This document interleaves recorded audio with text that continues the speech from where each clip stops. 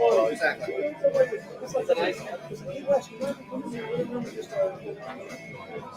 Yes.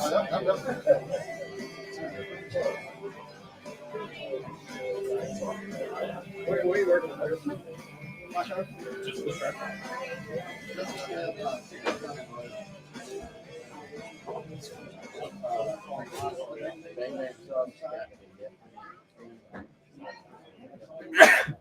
Listen. Thank you. He was telling me that they have it's like mandated.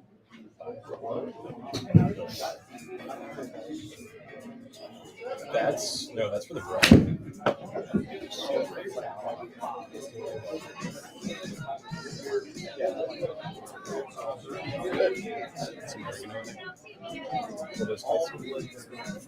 Okay, I'm here. Hello, hello. Hello, hello. No, am I? That's shocking. Not me. Me. All right, how about that, Dave? How's that? How's that? How's that? Test, test, test. Test. All right, All right, cool. Sweet.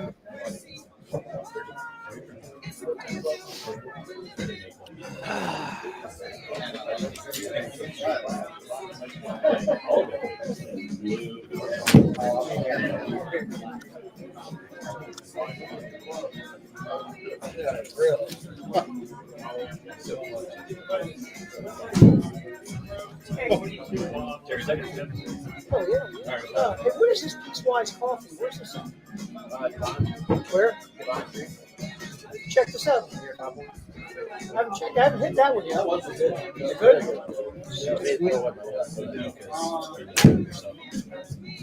You didn't break anything either. I did. I did it. Literally an extra coffee still sitting there. Hey, Josh, this is also. Tried this? We were just saying that. This is ridiculous. They have blue, red, orange. It's Gatorade. I was saying, you might be feeling a little relaxed. Oh, I only have a little bit. I got zero tolerance like when I was like 25. That ain't. Terry's used to like West Virginia Mountain Moonshine. Oh, dude, I did that one time.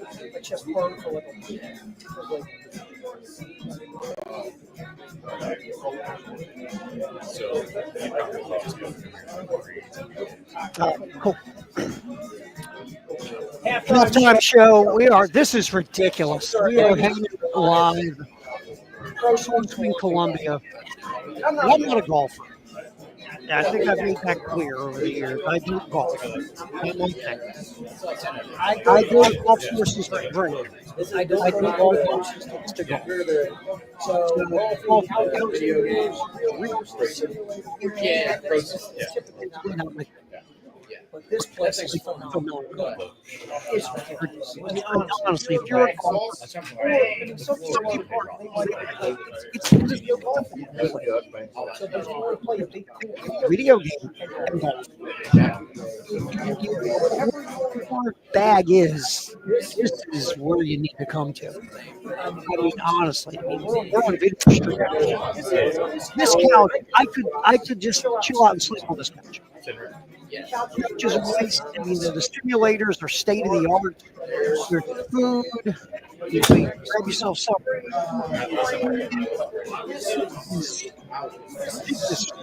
might even start playing golf. To come here and hang out. I might come here and play golf. What has to happen is Michael has to guarantee me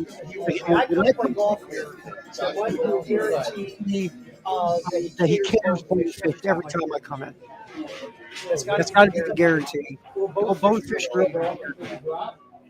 I'll have some Gatorade. Gatorade is fabulous. Sweat. This is ridiculous. And I'm saying this is a The person who does not golf. We got Dreamy Josh Feldman, who's probably been golfing. Usually when I walk, Josh is covered in sweat from playing 54 holes. He has his towel. This is great. To be honest, I know what I'm supposed to say. This is my contract. I'm just telling you, like, straight up, this is cool. I just want to stay here and hang. Everybody else can play golf. I just want to sit on the couch and chill. This is good. This is good. Y'all don't need a maybe Michael will rent me out a couch just to like live on. This is great. So we're So here. we're handle 6 because Jay and Elijah. post game show as well. As we are. Yeah. Grab a taco. All right, by the way, I feel really good that we lost people money by being here on time. Yeah, it's It's lost $100 because I got here on time. But once But I once heard it hurts for food, come on. I will I show will you show time. you time for food. All right, so we'll be here up until 6 o'clock, halftime show till 3, then post-game show Until 6 on the game. You We've got a cool, fancy camera we're using for Game TV as well that we're popping in today. We got a live stream. We video them out. you can think of the app, no matter where you're at. So we are cooking here at Post-game Columbia. Until 6 o'clock. All right, one of the big stories that just kind of popped out, and we'll talk more about the women in Tuscaloosa last night, but Dawn Staley with a new deal. Oh, for a cheer competition. So the contract making her the highest paid I know that. Female coach. Basketball. for the sport. Are you going to tell that Dawn's highest paid. Female coach. It was coming at the return thing, right? That's coach up, so to speak, kind of deal. And or is that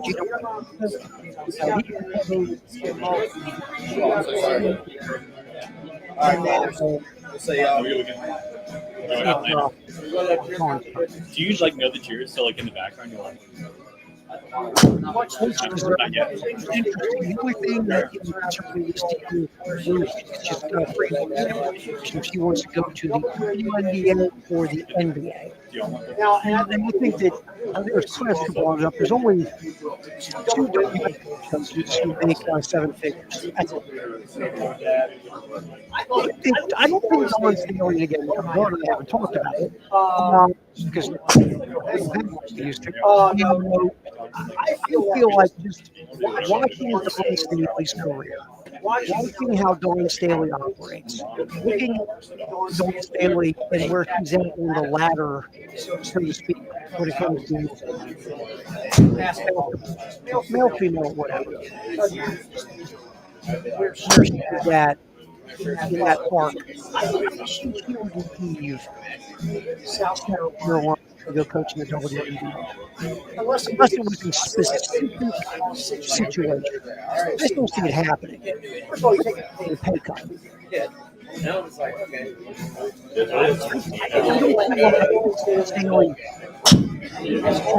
That translates mentality in her, which is a Yeah, probably.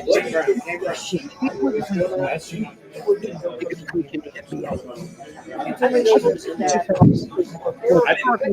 Hammond was coaching the WNBA and coached the Spurs summer league team, if my memory serves me.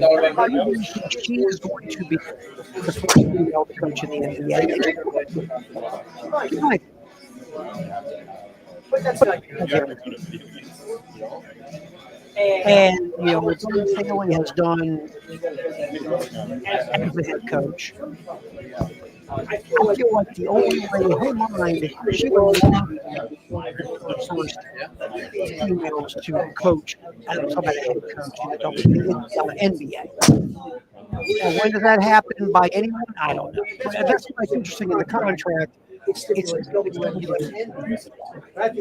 would only really do it it's that trailblazer mentality on Staley. Yeah, and so I was talking about Chris earlier about that 5 years ago, telling what her and this, program can accomplish. They've already accomplished a lot. Maybe she does get the idea of, hey, I've done all I can do in college. I'm going to go try and blaze a new trail, as you said, at the next level, do something that's never been done before. And maybe that happens, but for now, she's not going anywhere. Obviously, the program looking as good as ever last night, taking care of Alabama despite once again turning the ball over 15 times. As happy as she is about the contract, we'll check the grill in the back of the face. So that's probably not going to change. We talked about it. So fortunate to have legitimately the best women's coach in the game. Here Columbia to have program in the country over these past handful of years here in Columbia, and again, that just means more success coming down the pipeline. Yeah, I mean, last night I was joking with Jeff Haley.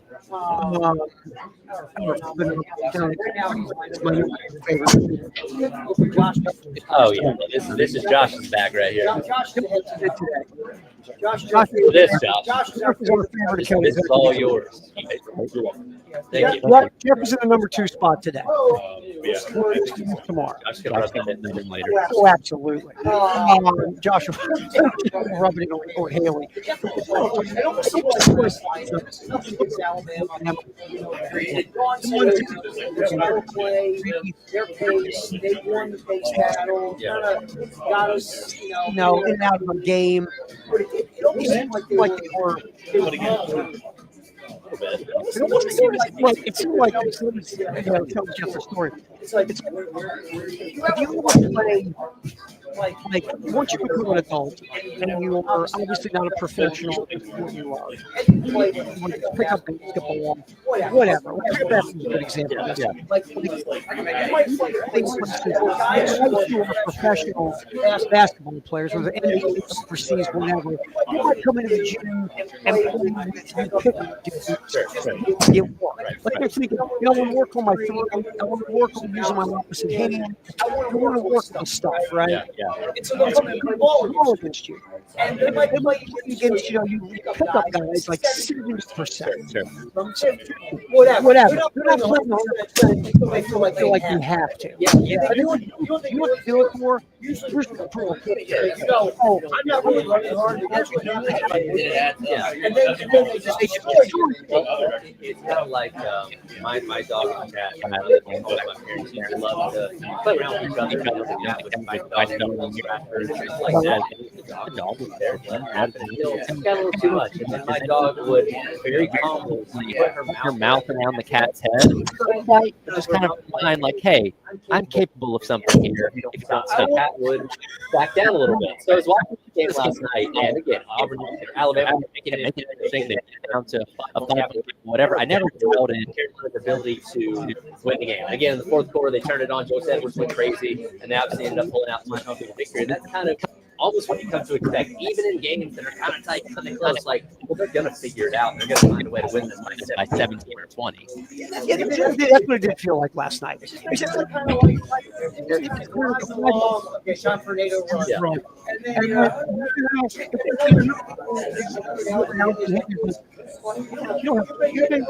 No, a big sister. My brother's 10 years older than me. Yeah. It's really right. Beat the crap out of it. You know, he would never just throw me. I can kill him if I would like that.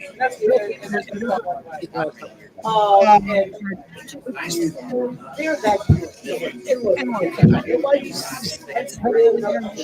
championship, and no one's saying no one can beat them. They are so talented. You saw Joyce Edwards last night. Could has been accelerated by the Ashland Watkins injury. Yeah, a lot of people had discussions.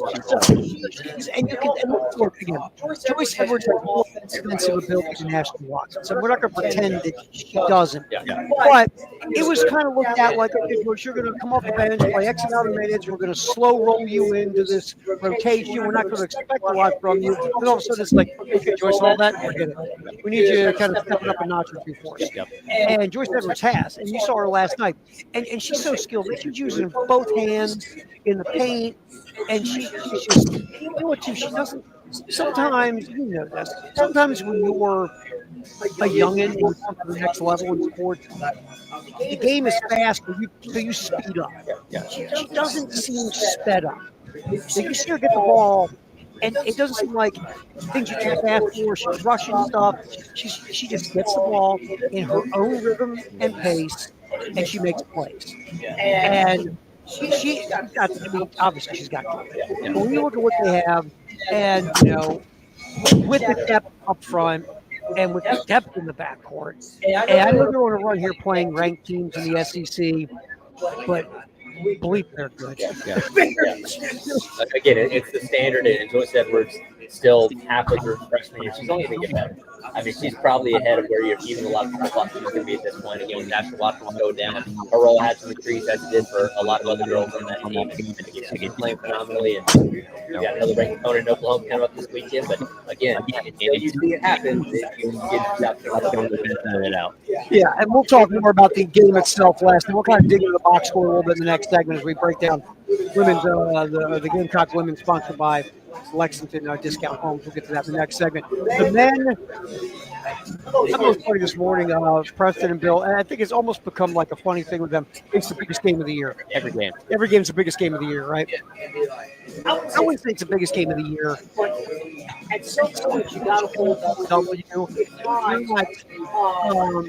You play for the fan base. Yes, the fans are very important to you, and you want their support, and you love them. And I guess in some way you are playing for your fans to a point. But really, your focus is winning games and winning games.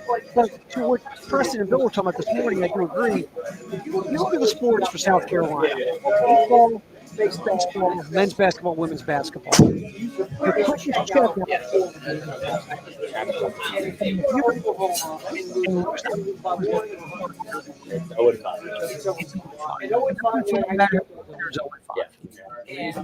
Oklahoma's scuffling too. They are. Look, you're matching up two teams that haven't won a conference game. Something's got to give. You can't tie in basketball. Somebody's going to walk out 1-4. Somebody's going to walk out 0-5. Really hoping South Carolina pull out.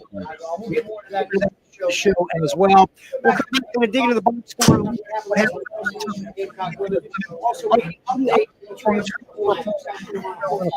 We are live at Coast with 4708 Forest Drive, Facebook.com, 803-520-6667. Find out more about what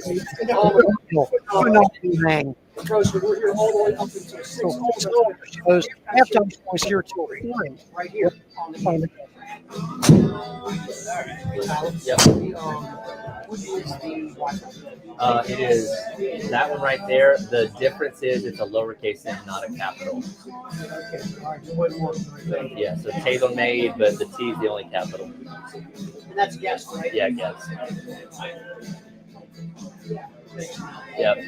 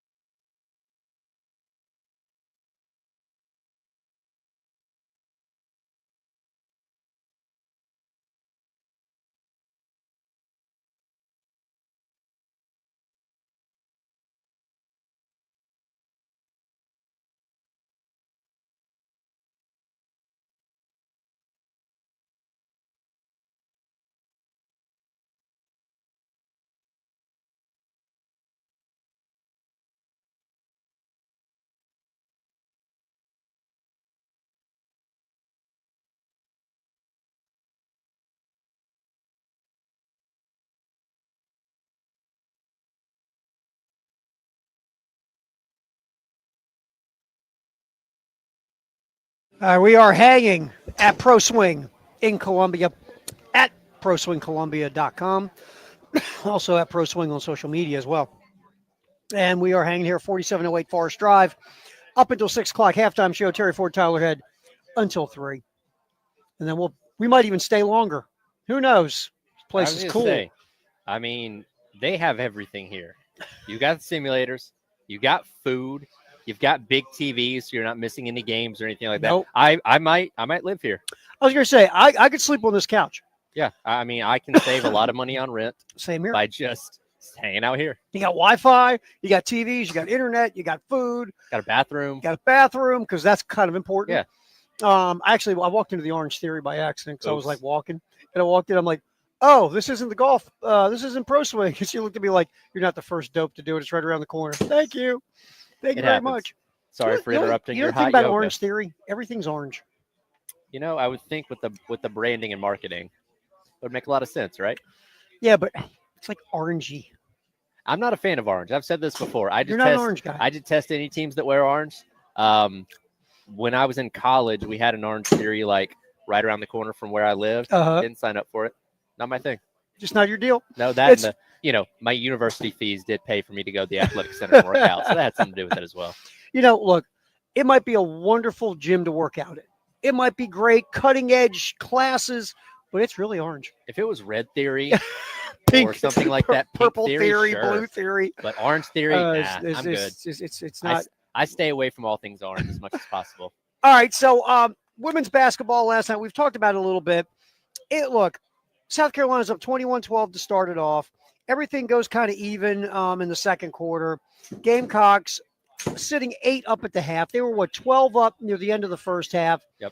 And then Alabama went a little mini 4-0 run to cut it to a single digits. But then South Carolina came out, once again, got a double-digit lead. Alabama then cut into the lead a little bit more. And you're still seeing a one-possession game go in the fourth quarter. Then South Carolina felt like they went like this. Okay, screw it. Yeah. Let's just get a double-digit lead and be done with this thing. Outscoring Bama 22-10 in the fourth quarter.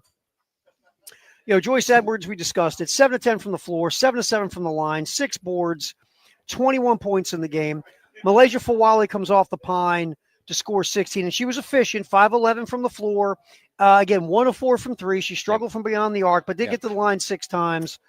Had the assist you've been seeing on SportsCenter in the top 10 plays. Yep. So Fawali, and defensively, Fawali really locked in as well. As always. And the rest of it, you had 3 other scores in 2 other scores in double figures with Chloe Kitts a double-double, 10 and 10. She's becoming a double-double machine. She is. 10 and 13. I'm very sorry. She had 10 and 13 to go with 5 assists. Yep. Chloe Kitts, you'll see her in games where she does a really nice job either passing out of doubles or swinging the ball to an open cutter or scorer. Chloe Kitts 5 assists last night, only 2 turnovers. Tahina Pau 11 points, but she struggled from 3 last night, as did the whole team. The one negative last night, Tyler, was 3 of 20 from 3-point range. Yeah, the 3-point shooting as of late seems to be a little bit hit or miss. Obviously, we know that was something the team did so well a season ago, and Pau was obviously the kind of the spearhead for that. But yeah, it's kind of come and gone, and something you'd like to see be a little bit more consistent. But despite that not hitting last night, obviously still able to come away with a comfortable victory. Yeah, I mean, 44% from the floor. They shot 24 of 41. They were over 50% inside the 3-point line. Yeah. I mean, the edge on the glass was ridiculous, 51-34. South Carolina ripped down 18 offensive rebounds in the game. Alabama, to their credit, had 16 offensive boards, though. Yep. And the turnovers, Alabama only had 9 against South Carolina 15. It wasn't like the Texas game, but still, if you're Dawn, obviously you want the turnover number to come down. Yeah, again, that's something that's been a problem here a little bit as of late. Again, you playing so well defensively, it doesn't end up causing you that bit of a problem. Alabama got 18 points off of those 15 turnovers, so it's not absolutely killing you, but something you certainly want to see cleaned up. Because here's how I look at this stretch of games: playing the Texases, playing the Alabamas. You're going to see LSU, you're going to see Tennessee. These are teams you're likely to run into again in the tournament at the end of the regular season. And again, Carolina's going to be fine in the NCAA tournament, regardless of what happens in in the SEC tournament. But again, when you're trying to keep this run of perfection going and keep this winning streak going along, you're going to probably see a lot of these teams again at the end of the year. Yeah, so South Carolina with it was an 18-point win, but it didn't feel like an 18-point win. It was one of those, again, Alabama kept making it interesting, closing the gap. Then Carolina would go on a run, open up the lead again once again, and then in the fourth quarter, you've just worn them down at that point in time. You impose your will, you step on their throat, and cruise to a uncomfortable 18-point win, if you can phrase it that way. It was a very weird 18-point win, but you never ever felt South Carolina was in trouble. You didn't. And again, you'll take wins any way you can get them. So now in this daunting run of ranked opponents, you have a 17-point win and an 18-point win. All right, Gamecocks now on the season, 17-1, 5-0 in the SEC. Coming up Sunday at CLA against Oklahoma. Yep. We will have a pair of tickets to give away during the show for that. So we will have that. And, of course, that game will be on 107.5 The Game in Columbia. 2:30 pregame, 3 o'clock tip, I do believe, from CLA. That's correct. All right, for switching to football real quick for Carolina, nothing new regarding portal news. We're still waiting for the weekend visit of our favorite new wide receiver, possibly. Update from Pete Nakos, and Chris passed this along a little bit earlier. He is visiting with several different schools that want his services, obviously a sought-after prospect. He has canceled his North Carolina visit for, guess who? Ole Miss. So now Ole Miss has entered the mix. I equated it to Lane Kiffin is the guy that you couldn't stand in high school, that every time, you started talking to a girl or something like that, he'd immediately start flirting with her because he knew it was going to get under your skin. He's doing the same thing here. I'm going to say this in a nice way. He was the blocker. Oh, yeah. Oh, 1,000%. And he knew what he was doing, too. And he would look at you and give you that sarcastic grin as he did it. Yeah. Uh-huh. And again, that guy, his dad had a really nice job. He had a lot of money. And he had the convertible? Had the convertible. Yeah, he knew, oh, man, I got some competition here. And again, anytime you're going head-to-head with Ole Miss, they did beat them out for CSA the other day. But, that's always going to make it a little bit tougher. But he's always hovering around. Always hovering around. And so the second you have a new girl interested, you're looking around like, is he anywhere? Is Lane anywhere? Because it's not like he'll always get that girl from you, but he's always going to make it a pain in the butt. He's always going to take a shot. Yep, he's always around. Yes. And here comes Ole Miss. Now, at South Carolina again this weekend is when the visit is coming. Yes, Sunday. For Wallace. Yep. Also, it's interesting he cancels North Carolina in the hoodie. Some things happening out there. Why would I wonder if that's just nothing, or I wonder if it's something. You know what I'm saying? I've not checked the North Carolina message boards, but they're is the sky starting to fall? Bill has to sign his contract. Now we got high-level portal guys not wanting to come visit. What's going on? Well, can I tell you? I have a living, breathing North Carolina message board in the office to my left. Oh, our Grand Poobah graduated from North Carolina. That's right. I didn't think about that. And we'll have to get her perspective on it. She's confident everything's okay, but after this news, I wonder. She'll feel better when the name's on the paper, right? Yeah, once he signs. Yeah, once old Bill Belichick signs. We talked about it yesterday. He has it's like an offer sheet type of thing that has been signed, but the contract at North Carolina has not been signed. Right. But Bill would owe $10 million right now. Yes. After June 1st, Bill would owe $1 million. And until his name's on paper or the Raiders find a head coach, nobody's going to be truly comfortable. That's the spot. Everybody talk. He's not. Bill Belichick, honest to God, would physically kill Jerry Jones within an hour. Yeah. Oh, he'd strangle him. And Jerry Jones doesn't want to hire Bill Belichick anyway because then Bill can't hook the Muppet strings. He's not going to take the Muppet strings. Yeah. So no, Bill Belichick. And every now and then you hear that smoke and you laugh. No, it will be Vegas if Belichick goes back to the NFL. It will be to go to Vegas. Yeah. To coach a team partially owned by Tom Brady, because that's what's going to get him there. Because look, if Brady wasn't in the mix, Belichick would take his phone and he would go, Mark Davis, block. Mm-hmm. He's not going to go deal with that goober. Right. But if he has confidence in Tom Brady to really be able to make that an efficient, well-run organization, then that's different. Right. That's a whole different ballgame. So we shall see where it goes. All right, halftime show. In case you just woke up, we'll give you a heads up on what's going on in the world of sports. We're live at Pro Swing, 4708 Forest Drive, hanging out here till 3 here on The Game.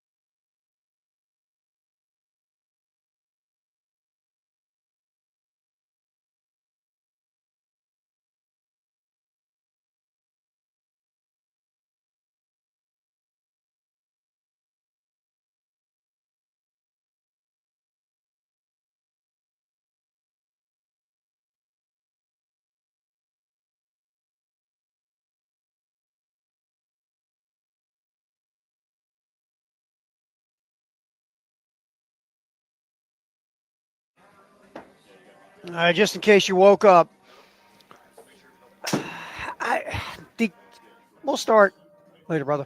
We will start with the constant chatter of because it is what I try to avoid talking about the Dallas Cowboys Sure. because I feel like look I know I'm not alone.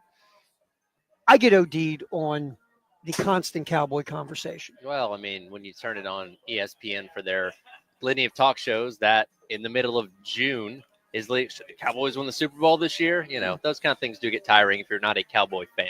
It's almost like ESCN now, Entertainment Sports Cowboy Network, especially the yell at each other shows. Oh, sure. All they want to do is talk about the Cowboys, but it is a story. What's happening with that head coaching gig? And they are the most polarizing team in American professional Well, sports. they're the most valuable brand in all of sports. Yes. Is that correct? Yeah, Maybe and bigger than European soccer clubs. Yeah, I've always said they're not America's team because you can't be America's team if half America hates you. You just can't be. I think they're America's most polarizing team And in professional sports. they understand their placement. They Mhm. know a large majority of people around the country hate them. You go anywhere in the United States, you're going to find Cowboy fans there, some that are from Dallas, some that have never been there a day in their life. Mhm. But then the other segment of people hate them. There is no in between. You can't be indifferent on the Cowboys. You either love them or you hate them. And look, they know, they understand. They market themselves perfectly. Jerry Jones loves the fact that we are talking about them right now because they love being in the headlines. And Jared doesn't care if you love him or hate him. Just talk about it. That's all Because you Jared know cares what? about. That makes money. Right. Jared just wants to hear the cash register.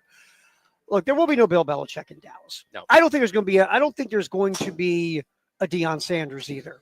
And that's But it's a story. it's fun It's a story. though. See, that's the one thing. This is the first time in forever talking about the Cowboys is fun to me because as much as I don't care about the Cowboys one way or the other, I think they're just honestly all they are is when in town when the carnival comes and takes over the local church for a few days, Sure. that's the Cowboys. Yeah. They're a carnival that shows up at the local church. They got the goat boy, they got the bearded lady, Yeah. they got the three-legged steer, whatever. Instead of a rickety roller coaster that was installed yesterday, you have a giant facility that they can't seem to figure out blinds for. Exactly. And I look at them as more of a carnival, a circus, a sideshow.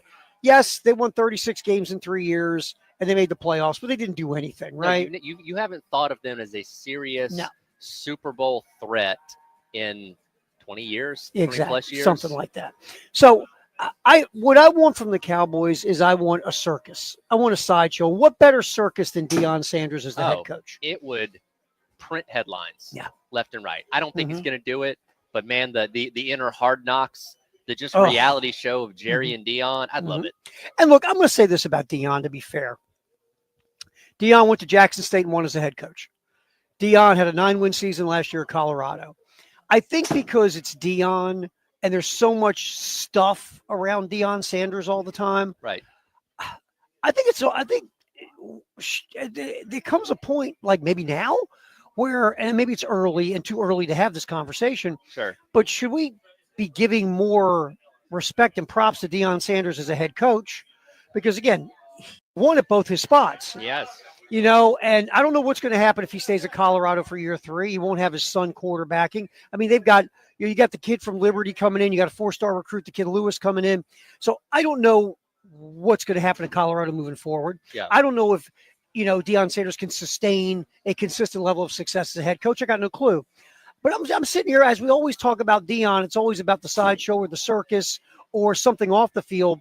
But on the field, all I know is this: he's had 2 stops and he's had winning seasons at 2 stops. Yes. Maybe we need to give him some level of props for, maybe this guy's actually a better head coach we all want to give him credit for because we're so busy looking at the shiny object all the time. Yeah, look, I know a lot of people critical of Deion because of how polarizing he is, and I think he proved a lot of us wrong this past season by don't forget, they were only a couple games away from playing for the Big 12 championship with an opportunity to make the playoff, but regardless, still won a lot of games this year and proved a lot of people wrong in year number 2 out there. But as we've seen, there have been so many coaches that have been extremely successful in college football. Nick Saban, Steve Spurrier, Urban Meyer. There's a different transfer when you go up to the NFL and the way that you handle people. Yep. And I think Deion Sanders you see the videos and clips come out from Colorado's team. I think he cares about people. I think he's trying to get the best out of his guys to set them up for success. Set up the fun for the guys that had kids and all those kind of things. Like, he cares about the players. But in terms of coaching players who are between 17 and 22 years old and coaching guys that are 24 plus making more money than you are, it's a different kind of animal. And I don't know if what he's doing in college can translate. And that's the legit question for all of them, right? I mean, even when Pete Carroll built that dynasty at Southern Cal and then went back to the NFL, the question was, well, dude, you were kind of a mediocre head coach in the NFL. Can what you do, pom-pom, rah-rah, you do at Southern Cal, and, you're the way you are, does that translate to the NFL? And Pete Carroll obviously was very successful in his second stint in the NFL. I don't know what Deion could be in the NFL. I don't know if who Deion was carries the same cachet with grown men who are 27, 28 years old. I mean, look, no one under the age of 30 remembers watching Deion. But, maybe a 17, 18, 19, 20-year-old gets more starry-eyed watching the YouTube video of Deion than a grown man who's playing in the NFL. Right. Goes, yeah, dude, you were great back then, and what are you going to do to help me win games? It is a legit question what he would do if you translate it to the NFL. And I think that's such an unknown for any of these guys. Yeah. Any of these guys. I mean, even if you took let's say Bill Belichick stayed at North Carolina for a couple of years, right? Sure. And let's say he was successful and then got offered to come back to the NFL. The question then comes, yeah, Bill, when you left, you weren't doing that well. Have you learned some things on the collegiate level? Have you had time to think about what you have to do different now to go back and win in the NFL? Mm-hmm. So there's questions about everybody. Sure. When you just like questions for Belichick going from the NFL to college. Yep. It's such a different animal to coach for anyone. That's why it's on one hand, Tyler. The guys have been successful in both entities. I will say, I think Deion is bold enough to try it. I don't think he's going to. I think he's going to stay at Colorado and try and build on the success that they've now had in his 2 years there. But if there was anybody that believed in himself enough and was bold enough to try that kind of venture and take on the daunting task of coaching the biggest and most polarizing brain in all of sports, it'd be Deion. Trust me, I wouldn't be surprised if he took it. I don't think anybody who has any kind of ego can deal with Jerry because his ego eats people. His ego goes, ha ha. But I think Deion would be the guy to take the challenge. Yeah, for but sure. Here's my thing. Would Jerry hire him? That's a question. Because Jerry doesn't want to get pushed back with ego. No. Jerry don't want to deal with that. So is Jerry – see, I think Deion would be open to the challenge. Sure. I don't know if Jerry wants to extend that offer because Jerry wants a Muppet. Deion's going to be nobody's Muppet. Until then, it's going to Exactly. get talked about ad nauseum. I think it's going to be Kellen Moore. I do too. I think it was yesterday or today that they're bringing him in. And Yep. like I said yesterday, I think they're going to fit him for those marionette strings and be like, man, you are a perfect match for what we're trying to do here. Once this job came open, I said the first dude on my list that will get it is Kellen Moore. Yeah. I believe that Kellen Moore will get hired. Would be the. I think he still is going to be the next head coach of the Cowboys. Yeah, I do too. He's going to fit perfect. He's going to be the new Fozzie Bear. Yes. All right. One other quick thing. Tennessee Titans offensive assistant Peyton McCullum was selected to be a quarterbacks coach at the East-West Shrine Bowl. You're saying, Terry, who cares? I don't know who the hell this guy is. Peyton McCullum, Peyton Manning, Peyton whatever. Well, guess what? Who has the first overall pick in the NFL draft? Tennessee Titans. Yep. McCullum is an offensive assistant for the Tennessee Titans. Correct. You know who's quarterbacking in the East-West Shrine Bowl? Shedeur Sanders. That's right. So basically, the Titans are going to get a really nice up-close look behind the curtain at how Sanders handles that week and handles his business. Yep. And, of course, now it's like, okay, it feels like Cam Ward has gotten ahead. But still, Sanders is going to be a first-round pick. Oh, so we'll see where it goes. Doubt. All right. That's what's going on in case you just woke up. Firehouse Sub Text the Hour coming up next, 803-404-6100. We are live at Pro Swing right here on Forest Drive in Columbia. We'll talk more about that here on the halftime show on the game.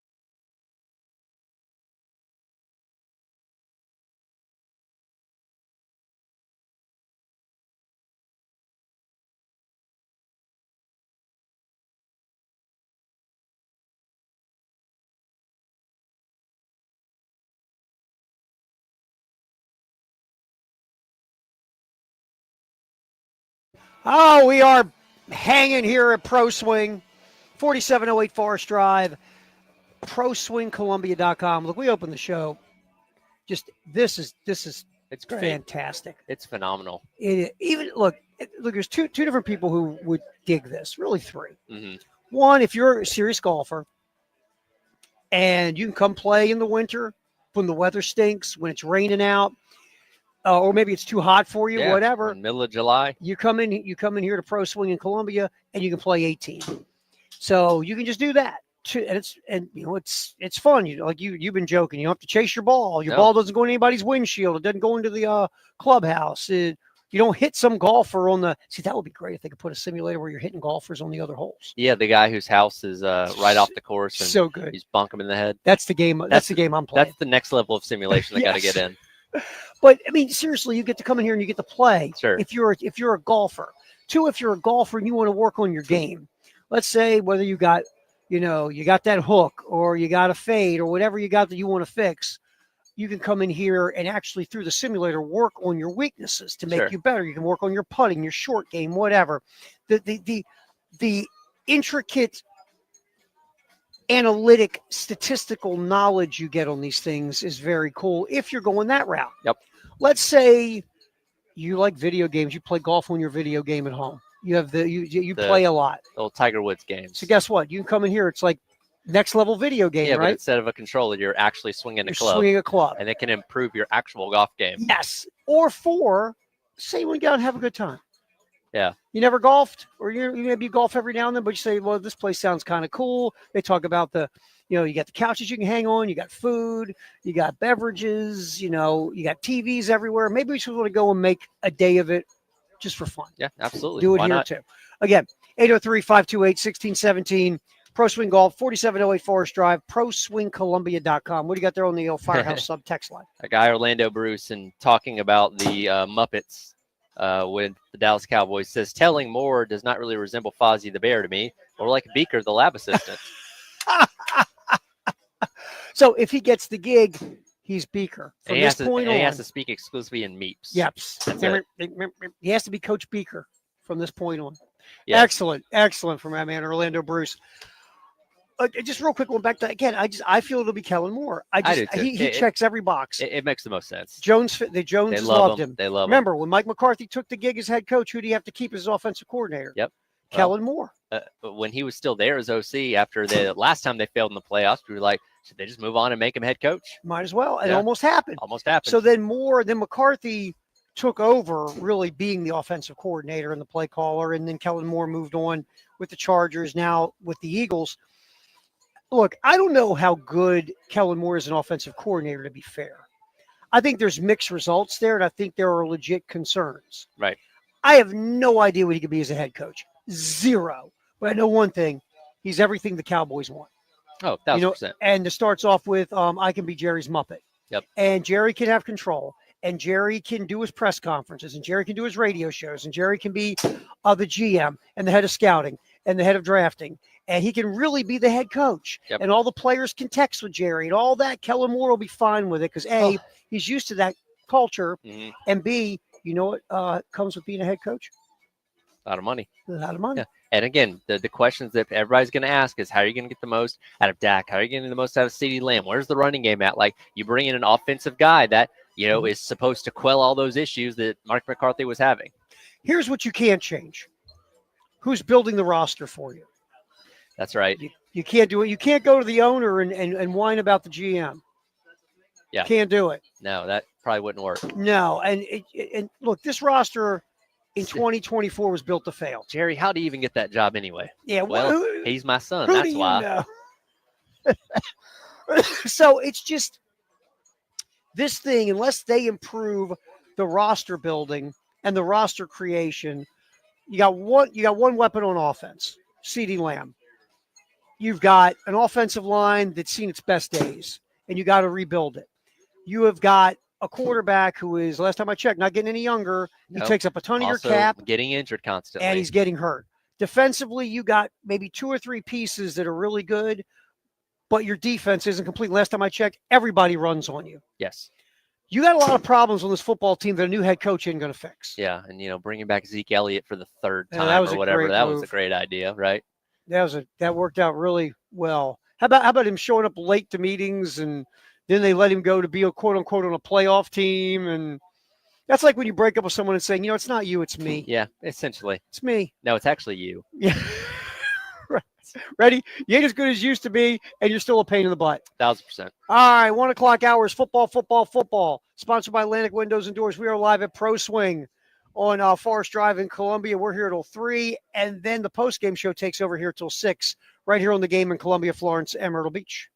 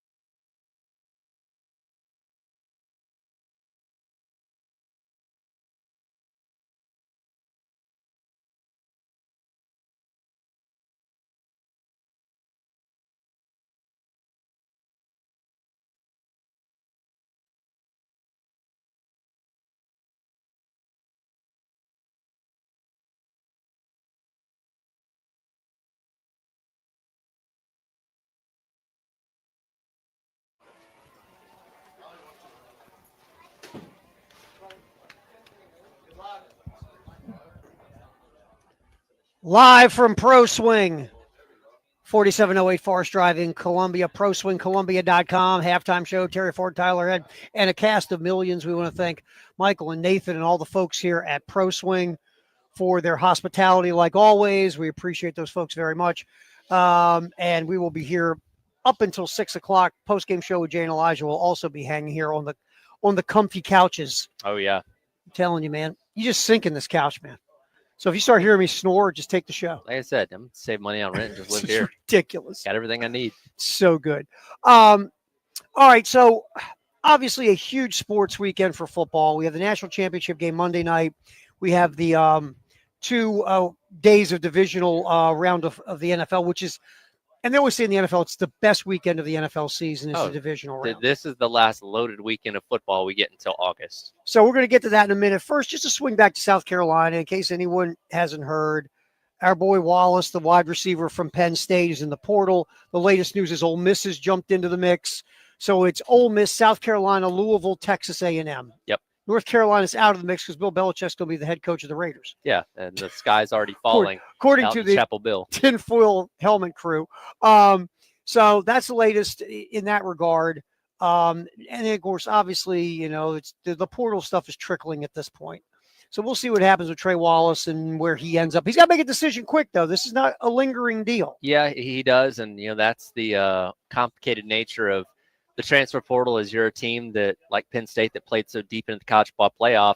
You have your 5-day window, but here's the thing. Classes are starting pretty much everywhere around the country if they haven't already. And, you know, we do forget about the academic side of this thing, but those things are important to eligibility and all that kind of stuff. And, you know, I imagine, again, I think Carolina's his last visit on Sunday. That decision is probably going to come pretty quick after that on where he's going to be so he can get enrolled and get all that stuff out of the way. Yeah, I know we don't even think about it anymore, especially in the NIL world we live in, but they actually do have to at least sort of kind of go to class. Yeah. So that's got to get set up on the academic calendar. It's interesting that Wallace went in the portal because Ty Warren's gone at Penn State. The big play tight end will be a first-round pick in the NFL draft. There are targets to get. And Drew Aller's coming back. Yep. And again, Aller got better this past season than he was the year before. He's not Cam Ward. Sure. He's not Shedeur Sanders, but he has gotten better. And my man Andy, the offensive coordinator there, Kolanecki. Andy K, who I hate trying to say his name. Kolanecki. Yeah, that guy. Andy, just like at Kansas, is starting to put together a creative offense. And James Franklin, it looks like, is going to leave Andy alone to do it. Do they got the 2 running backs coming back next Yes, year? both as well? are coming back. Okay, yeah, that's I guess guess going to be huge. It's kind of a head scratcher. Wallace, now is Wallace just leaving because he wants to see what kind of NIL dough he can get? Is he leaving because he wants to go to a more passer-friendly offense where he's going to get more targets to shine for the NFL people? Does he just not like State College and think it's really creepy to be stuck in the middle of nowhere in those mountains? Yeah. Well, is he a Florida kid?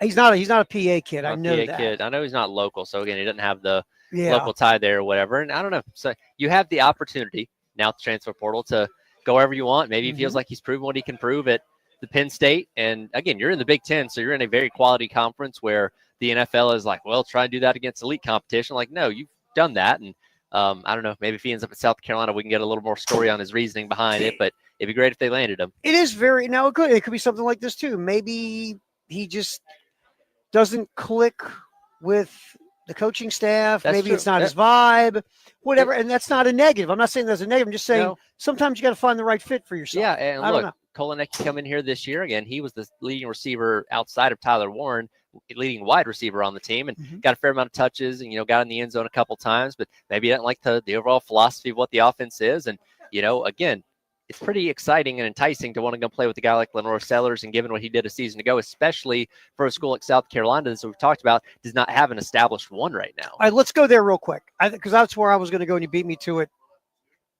You. Let's look at the teams that are on the list. Yep.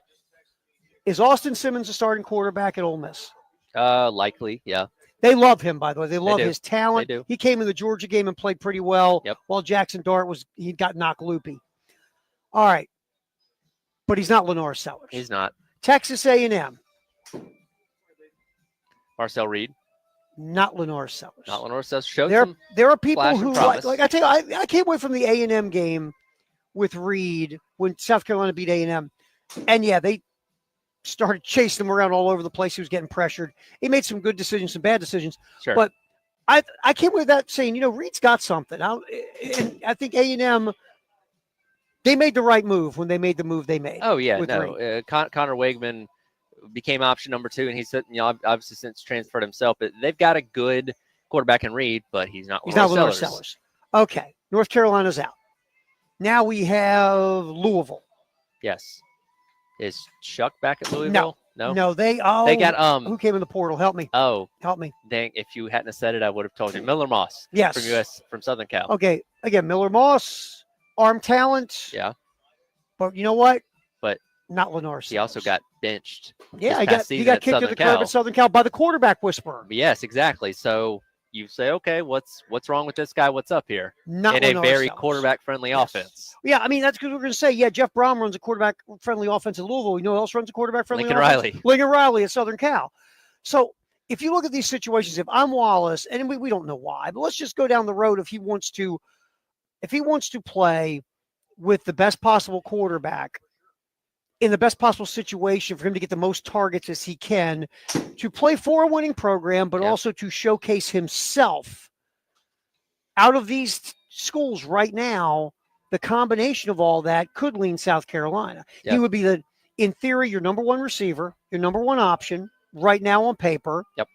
You have, out of these quarterbacks we just talked about, the guy you probably want to play for out of all of them currently in these situations. Mm-hmm. And you've got to see it. Now, maybe you didn't see it, but from what you're hearing, this combination of factors could be the best thing for you. Not saying that's the end all be all in this, because we don't know why he's even in the portal.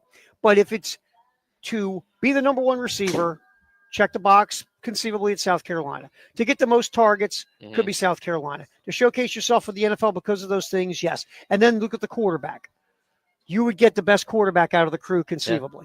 Correction, he's from Montgomery. He's not from Florida. Maybe he just hates the cold. He could. It's like, Man, you know what? You know what? I want to go to a more temperate climate in Columbia, the hottest place on the face Freddie, of the earth. But I've been to Columbia, South Carolina. I've been to State College, Pennsylvania. Guess which one's warmer?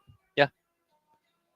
Yeah. I don't know. We try and think about this for a deeper understanding of why guys do these things. These are also, I don't know how he's 19, 20 years old. 21, yeah. 19 to 22-year-olds make decisions on the whim sometimes without a good reason for it. They just do it. We overthink it. We really do. Because look, I remember in that age range. Yep.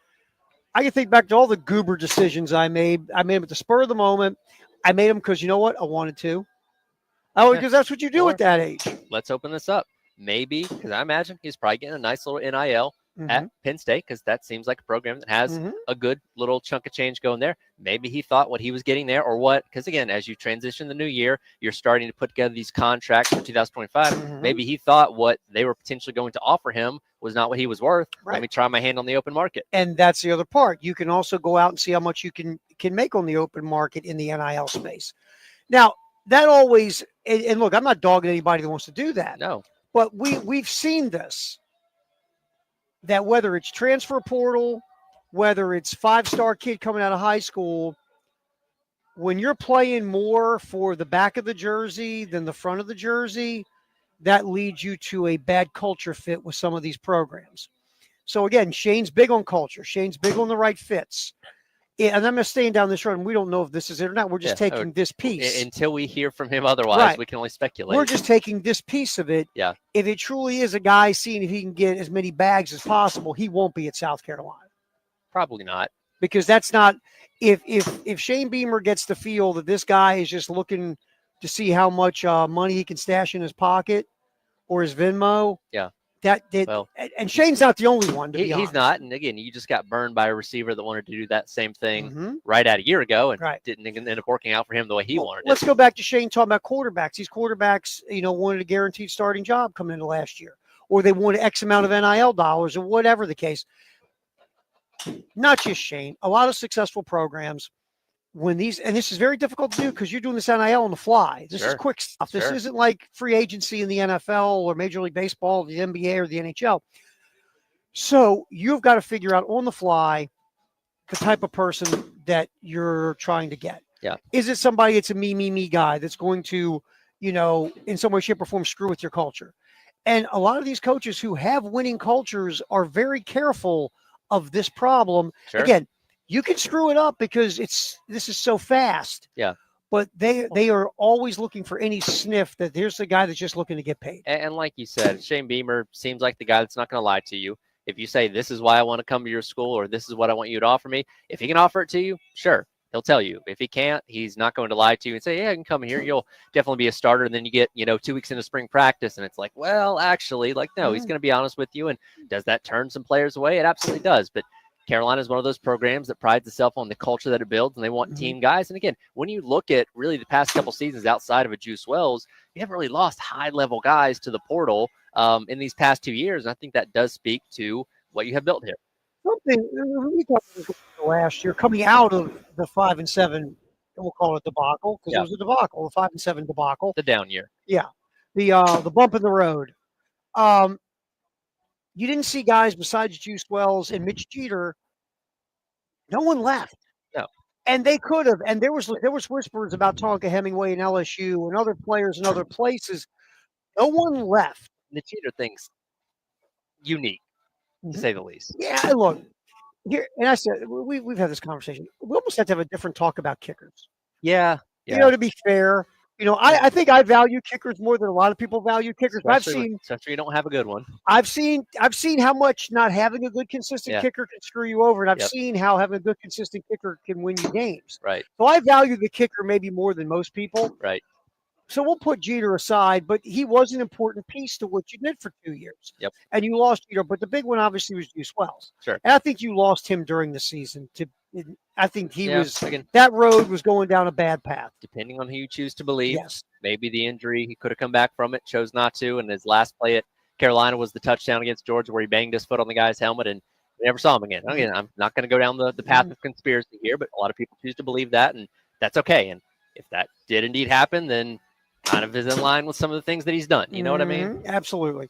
So there is a culture thing here, and it means something to these guys. And I think part of that culture is why this team stayed together the way it did after having that 5-7 season. Sure. When we've seen teams have winning years and see 27 guys in the portal. Yeah.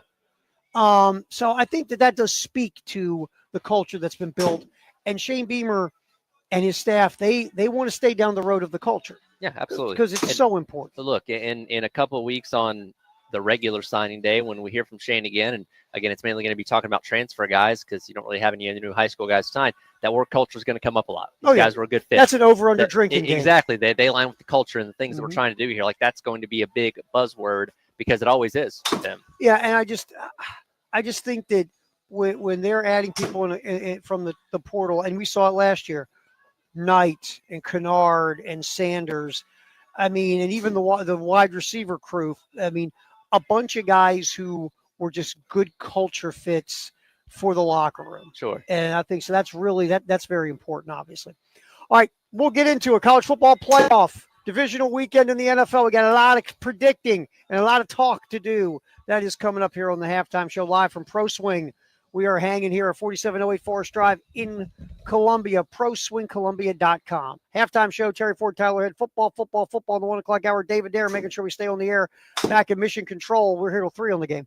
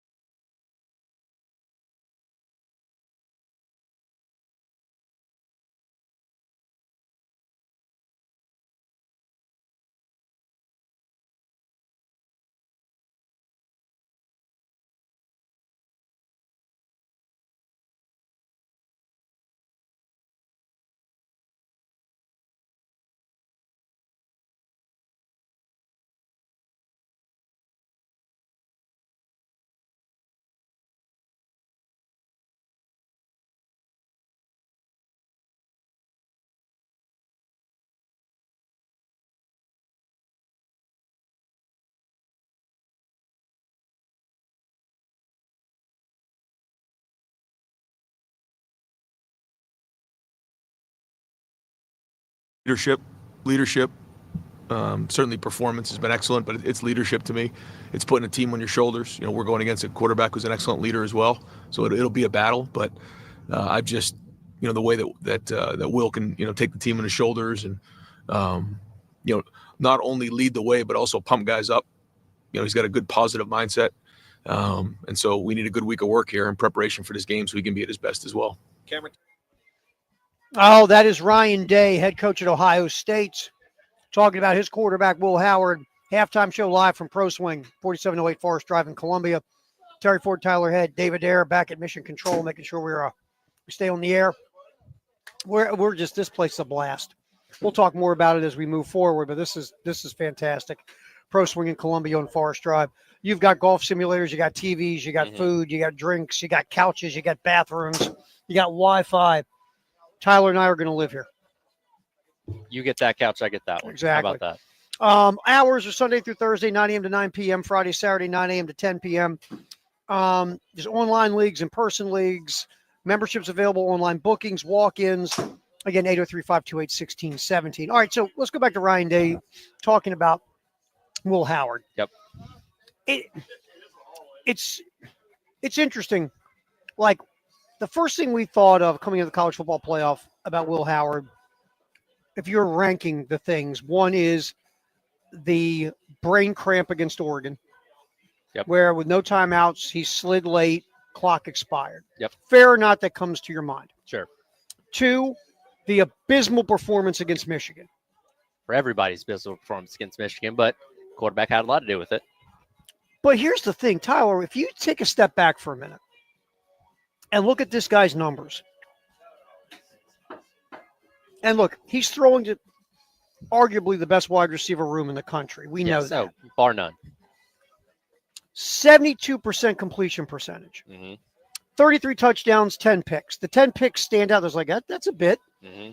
But let's see, he's only been pressured on 27% of his throws, which makes sense. With a patchwork offensive line. They've had a lot of injuries there. Well, they moved the his name escaped me. The guard moved out to tackle. They lost Seth McLaughlin at center. They've lost 2 tackles. Yep. And now they moved their all-conference guard out to tackle. Yep. And he's held his own. So what they're doing, you're right, with the makeshift offensive line is unreal. Only pressure on 27% of his throws. That's it this year. And again, like a lot of guys, pressure bothers Howard. So if you get pressure on Howard, his numbers drop. He's thrown 4 of his picks under pressure. Yep. But if you break down the grid, the passing grid, he's hit almost 57% of his deep throws. That's unreal. Helps when you have a first-round talent freshman that can get open. Exactly. Yeah. I mean, and plus you have a couple other receivers who are going to be in the NFL as well. Yeah. He's hit 65% of his passes between 10 and 19. I mean, that's the money. That's the money quadrants. Yeah, exactly. And look, it ain't tough to go throw it up to Jeremiah Smith and just watch him snack it out of people's hands. But Will Howard has probably played better than we want to give him credit for. No, he absolutely has. And you mentioned that game against Michigan where everybody on that team played bad. He struggled. Threw for $175, had 2 interceptions, and just barely went over 50% completions. In the 3 games since the college football playoff, threw for 311, 2 touchdowns, 1 pick against Tennessee. I think that pick was pretty inconsequential considering the lead they had in that game. 3 touchdowns, no interceptions against Oregon, a touchdown and interception last week against Texas, but he's completing, in the range of about 70% of his passes, throwing for over 300 yards in those games. He is stepping up at the right time. And like you said, it helps so much when you can just kind of be that point guard and say, okay, I got elite guys on the outside. I get them the ball, let them do the rest. And 75 of his yards against Texas were TreVeyon Henderson taking a screen all the way to the house. So you know what I mean? You don't have to do too much. Get the ball to your guys, protect it. Don't make dangerous throws. And look, Notre Dame, technically speaking, by the numbers, Notre Dame and Ohio State have the 2 best pass defenses in America. Notre Dame has not seen a passing attack like Ohio State brings to the table. Sure, they've played against the Louisvilles and teams like that can throw the ball around a little bit, but nobody near as good as this team. Georgia didn't have elite wide receivers. Penn State didn't have, outside of Tyler Warren, that dynamic threat all over the field. Ohio State has the ability to open up that Notre Dame defense. You know what's an interesting stat I heard today? Notre Dame plays more man coverage than almost any team in the country. They do. And if you're going to man up that freak wide receiver, that freshman at Ohio State, ask Oregon, how that worked out for them. You're gonna Ask Tennessee. you're how gonna it worked say out. it's me and you, no other help. Let's go 1-on-1. You're going to lose. Good luck. Yeah, you're going to lose. And here's the thing: Will Howard is not what you think of as a dual threat type quarterback. You give him a lane though, much like Spencer Rattler when he was here. If he's got green grass, he's going to use it. Well, Will Howard would have ran for a touchdown on 4th and 2 if he didn't trip over the turf monster. Yeah. Turf monster made a nice tackle. But no, the thing to Notre Dame is going to be interesting because Smith got shut down by Texas because they bracketed Smith and they doubled him and they rolled coverages over to him. Yep. Is Notre Dame going to go out of some of their concepts defensively to account for a one-of-one type of freakish wide receiver? Probably. I think the game plan on defense is okay. We're going to take away your best weapon. You're going to have to beat us with the other guys. The funny thing is the other guys are just as good and right there along with Jeremiah Smith. So a Cardinal Tate, a Mika Buka, those guys are going to be able to get their own. Trayvon Henderson, Quinshon Judkins in the backfield. So yeah, I think you're going to try and take away Jeremiah Smith, much like Texas did, but that doesn't slow down this offense very much. Now, Al Golden, I believe, is the defensive coordinator at Notre Dame. He's a very good defensive coordinator, former head coach at multiple stops in college. Golden, it's going to be interesting. Is he going to be stubborn and say, we do what we do? Or is he going to go, when we do what we do, this guy could torch us? Do you look at what Texas did and take some of that and say, we want to apply some of this? And yes, we're going to make all these other guys who are also looked at as very good players, make them beat us instead of Smith. Because look, let's be honest here. The Ohio State offense, they went through some struggles against Texas. They did. They had, 4 straight possessions in the first half, punting, 3 straight in the second half. They scored 28 points. 7 was on a scoop and score. It was. And when you look at what their game plan going in was, it probably revolved a lot around, hey, we're going to get the ball to Jeremiah Smith, let him do what he does, much like they did against Oregon. And it takes some adapting and changing your game plan. We say, okay, well, they're bracketing him, they're taking him away. Let's get the ball to the other guys. And sometimes it takes a little while for those wheels to get turning. And Texas is a very talented defense in their own right. I would say, though, and this is what keeps bringing me back to Notre Dame might having a chance, the physicality they play with on defense. That we showed against Georgia. They showed against Penn State. That can keep them in this game. I don't think they're going to win this game, but physicality on defense, I think, can keep them in it.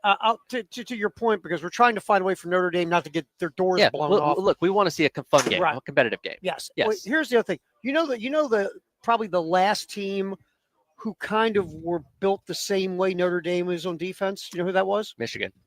How'd that go? Not well for Ohio State. I'm just saying, if you can get Ohio State into playing your game, which is a slobber knocker rock fight like Michigan. But here's my thing. How much of Ohio State, Michigan is Ohio State trying to beat Michigan in Michigan's game? That's what a lot of the thinking and this isn't just conspiracy. This is a lot of very knowledgeable people around the game looked at the way that Ohio State played and said they were trying to prove a point and beat Michigan at a physical slobber knocker that they were not built for. So if Ohio State goes into this game against Notre Dame trying to do the same thing, they might be in trouble. If they go out there saying, we're an explosive offense, we're just a ton of talent at our skill spots, let's get them the ball and wreak havoc, then they should be fine. Yes, let's be aggressive and attack you. Yes. Let's dictate to you.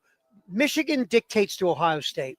Ohio State dictated Tennessee. They dictated to Oregon. They dictated to Texas. Ohio State needs to make Notre Dame play their game. Yep. Because Riley Leonard, great runner, can throw the ball okay, but they cannot keep up with you in a track meet. No, they're not built for that. And if you put them in a track meet, like Riley Leonard's numbers, for an example, and again, Riley Leonard doesn't have the wide receiver talent no, he that doesn't. Will Howard does. Riley Leonard, between 10 and 19 yards, completes 52% of his passes. And the deep ball, he's only thrown 41 of them all year. Yeah. Now, he's been okay with it. He's hit about 44% of them. But Riley Leonard is not there to throw the ball down the field. But if you face a secondary nearly this good, no, you have not. And I'm going to tell you something. The safeties at Ohio State, obviously both will be playing in the NFL. Yeah, they can play. They can play in the NFL tomorrow if they wanted to. Those are 2 high-level safeties. Yes, so, they could. Look, if this thing, Notre Dame has to get turnovers, typically in the red zone, win the middle 8 like they always do. Yep. And they've got to find a way to make Ohio State play their game. Yes. That's Notre Dame's only chances. By the way, I don't think it's going to work. I think Ohio State wins by 14. I got them by 10. Yeah, I think it's a double-digit win. I think Notre Dame can make it interesting at halftime. I think it's a one-score-ish type of game at halftime. And again, maybe they get the ball start the second half and score and it's tied up or something like that. But I think Ohio State's skill and talent wins out at the end. Eventually, Ohio State wins. All right, we'll get into the NFL stuff. And also, let's talk some pro swing. Let's do it. All right, because you notice they're keeping me away from the golf simulators, which is very smart. Yeah, We're well, gonna it's brand new. You don't want to break We're anything. going to talk some pro swing coming up as well. We're live here, 4708 Forest Drive. We'll be here all day. The halftime show, Terry Ford and Tyler Head, and millions of our best friends here on the game.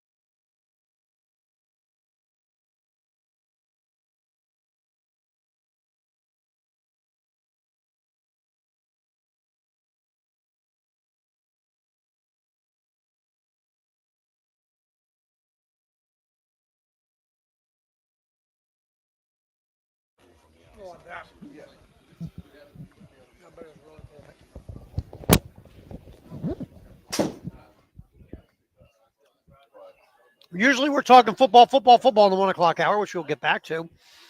But we're hanging out here live at Pro Swing, 4708 Forest Drive.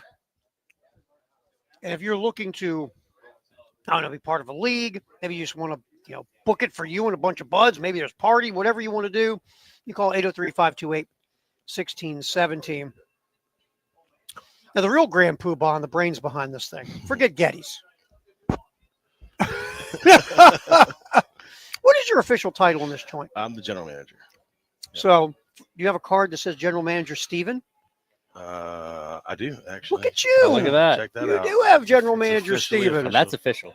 He's always just talking to me, Steven. That's I didn't right. know what your official title That's was right. around here. That's right. You call me whatever you want. As Well, long as the paychecks keep showing up. As long as the direct deposit works. That's That's right. what I've always cared about. That's right. All right, so look, the one in Chapin's nice. Mhm. Don't get me wrong. We've been to that one multiple times. But this is Chapin on steroids, my friend. Yeah. This is fantastic. We're really, really proud of how it came out. I mean, shout out to everybody who had anything to do with getting this put together. Obviously, Integrated Media had a huge hand in that, being the parent company, right? But all the contractors, everybody else who helped, get us up and running and ready to go. It looks fantastic. We're super excited. Oh, this is great. And we were talking about this earlier, and again, you can speak to it more than I'm just a goof. It's just the idea that it's not just like you can cover a spectrum. Hardcore golfers who want to come in and really play, hardcore golfers who want to tweak their game, people who want to learn the game, people who want to get better at the game, people just like they play their golf video game at home and they want to come take it to the 100%. next level. Yeah. Or maybe if you just want to go out and have a little fun, hey, let's go knock around some golf balls. There's so many different reasons to come here and hang out. Yeah, I mean, obviously having the driving range functionality and the ability to have an app that will download or that you can download that will save all of the analytical numbers and those kind of things if that's the way your brain works and how you're trying to learn and improve. And then you've got guys like me who, when I started, I didn't even know what a lot of that stuff meant, but you get the camera angle without having to have somebody behind you with a phone. Essentially kind of taught myself how to play really by using this machine. And Micah was telling us earlier, you got a cool new putting toy that's Yeah. very rare. Only a few of them in the country that you guys just got in recently. So the putt view up front, it's a 16 by 8 foot. It's an articulating putting green. So it'll move multiple degrees in each direction. It's got all kind of different games, and there's ladder drills, that kind of stuff. So you got real practice drills, and then there's some fun games like putt pong and darts and that kind of stuff that you can play as well. That kind of helps you work on your pacing and power without even realizing that you're practicing putting. It's a lot of fun. Did he say DeChambeau had one? I'm not sure on that, but I do know that there are only a few here in the country. Yeah. It's a German machine. They had to fly somebody out here to program it and get it set up. Nice. Does it speak German to you when you use it? No. Does it have a thankfully. German voice like a Thankfully. I have a hard enough time putting anyway. You're like Getting instruction in your German. German Alexa? That's right. You know what? We were kidding when I first came front. They showed me the putting. They go, "Oh yeah, I can tilt and do the hill." I go, "Can it like shake? Can you make an earthquake under it when you're putting?" No. Go Michael fortunately- Bay action. No, fortunately, I'd probably fall off. if that were the It was case. like, can you sign this waiver before you That's go right, putting? That's right. Stephen Colwell hanging out with us, the general manager here at Pro Swing Columbia. Second location, the other one obviously out in Chapin as well. All right, so when you're putting this together and you're thinking about, obviously, you want people in here. Sure. What's the most important thing when you guys are talking and you were saying, look, we want to do this, we want to do it even bigger and better in Columbia? What was the first thing that came to you guys' head? Sure. So we want to make sure that it's family friendly. Want to make sure that it's built and set up for a social environment. So one of the things that we love about Chapin being a little bit smaller, it's a little bit more intimate. What we wanted to try to translate from that to Forest Acres, the bays are all kind of lined up side by side. You're separated by your tables, but you're still kind of next to the guy or girl who's swinging next to you, and you find that these groups kind of start to conversate and become friends, and they're rooting for each other and tell them good shot and that kind of thing. So it's kind of created its own kind of community, which is something that we're hugely proud of as well. And it isn't just a generic golf course. You can play on golf courses all over the world. Correct. The simulator as well, right? Yeah, I just had some guys in earlier that were looking for something, and I was like, you know what? They played the Ryder Cup, this past Ryder Cup at Marco Simone. I put them up and they played Marco Simone. So, I mean, obviously you're not on the real course. I don't know when I'm ever going to get out to Rome or whatever to play that course. But you'll be ready. But I could, Yeah, I can exactly. practice here for when I am. You can take the integrated one jet, That's right. I keep trying to Geddes get them one. to give me the Pro Swing chopper. camper. So Exactly, when I'm right. Going back and forth. When the invitation comes, you'll be ready. That's exactly right. Yeah. Stephen Colwell hanging out with us, the GM here at Pro Swing Columbia, here on the halftime show. Terry Ford, Tyler Head on the game live from Pro Swing on 4708 Forest Drive. All right, so first of all, what's your favorite course? Costa de Campo is up there for me. It's the number one course in the Caribbean. It's down in the Dominican. It's pretty like you're on the ocean, kind of like you would think for Pebble Beach, but it's not super punishing. The greens aren't quite as difficult. So it's a lot of fun, and it's a really cool looking course. It's probably one of my favorites on the machine. Do you get a tan when you play that one? Do you walk off the simulator with a tan? You know what? Luckily, I don't. I spend a lot of time on the beach, on the course, in the bunkers. So luckily, I don't have to bring my sunscreen for that. But it gives you it's a cool experience. Nice. Now, I mean, again, there's so many different ways you can come in. You have a bunch of leagues going on as well. And obviously, they can call 803-528-1617 to find out more about leagues. You can book a time to come in. You can have a party, or you can just you can just call and set up a time with a bunch of buds. Again, very flexible. Yeah, so obviously we're open to doing birthday parties, corporate events, holiday parties, those kind of things, as well as to your point, we'll start running leagues here soon. We'll talk in a second about the 1075, the game tournament, indoor tournament that we're doing this year is kind of like our way to welcome the city of Forest, town of Forest Acres in to kind of check out the machine. So we're super excited about having you guys back out for that. Yeah, so the golf tournament in 2 weeks is going to be cool. I mean, again, you come in, you're going to play 9 holes, take you about an hour. There's prize money, $1,000 first place, $750 second place, $500 third place. Right. I mean, and we sampled the Bonefish Grill food. Yeah. I mean, I will be here for the eating contest. Yeah, I ain't worried about exactly. the golf, but I mean, this is going to be a lot of fun in 2 weeks. It's going to be, hey, we got prize money for you. It's for real, but it's also a lot of fun on the simulator. Yeah, and you don't have to dedicate an entire day to it if you can. So, if you got an hour and a half and you and your dad or your brother, your buddy, your wife, cousin, whoever, right, just wants to come in for an hour and a half, play 9 holes, and hopefully you score low enough to where you can walk away with more than what you paid to play. That's right. And also we're giving away some Gamecock baseball season tickets, so it's going to be a good time. We're raffling off some tailor-made gear and lessons and fittings and that kind of stuff as well, so it'll be a lot of fun. Fantastic. All right.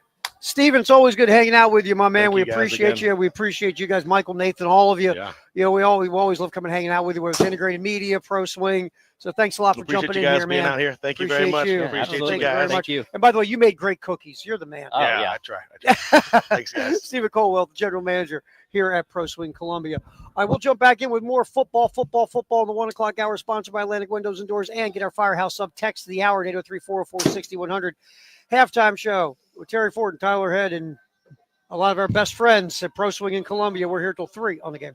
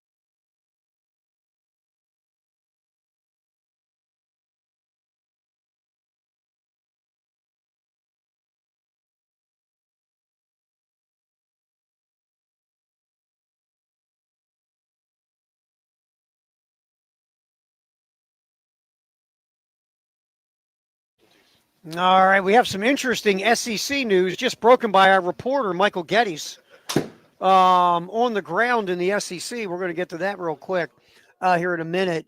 Doesn't involve South Carolina, but it involves an SEC team you might have heard of.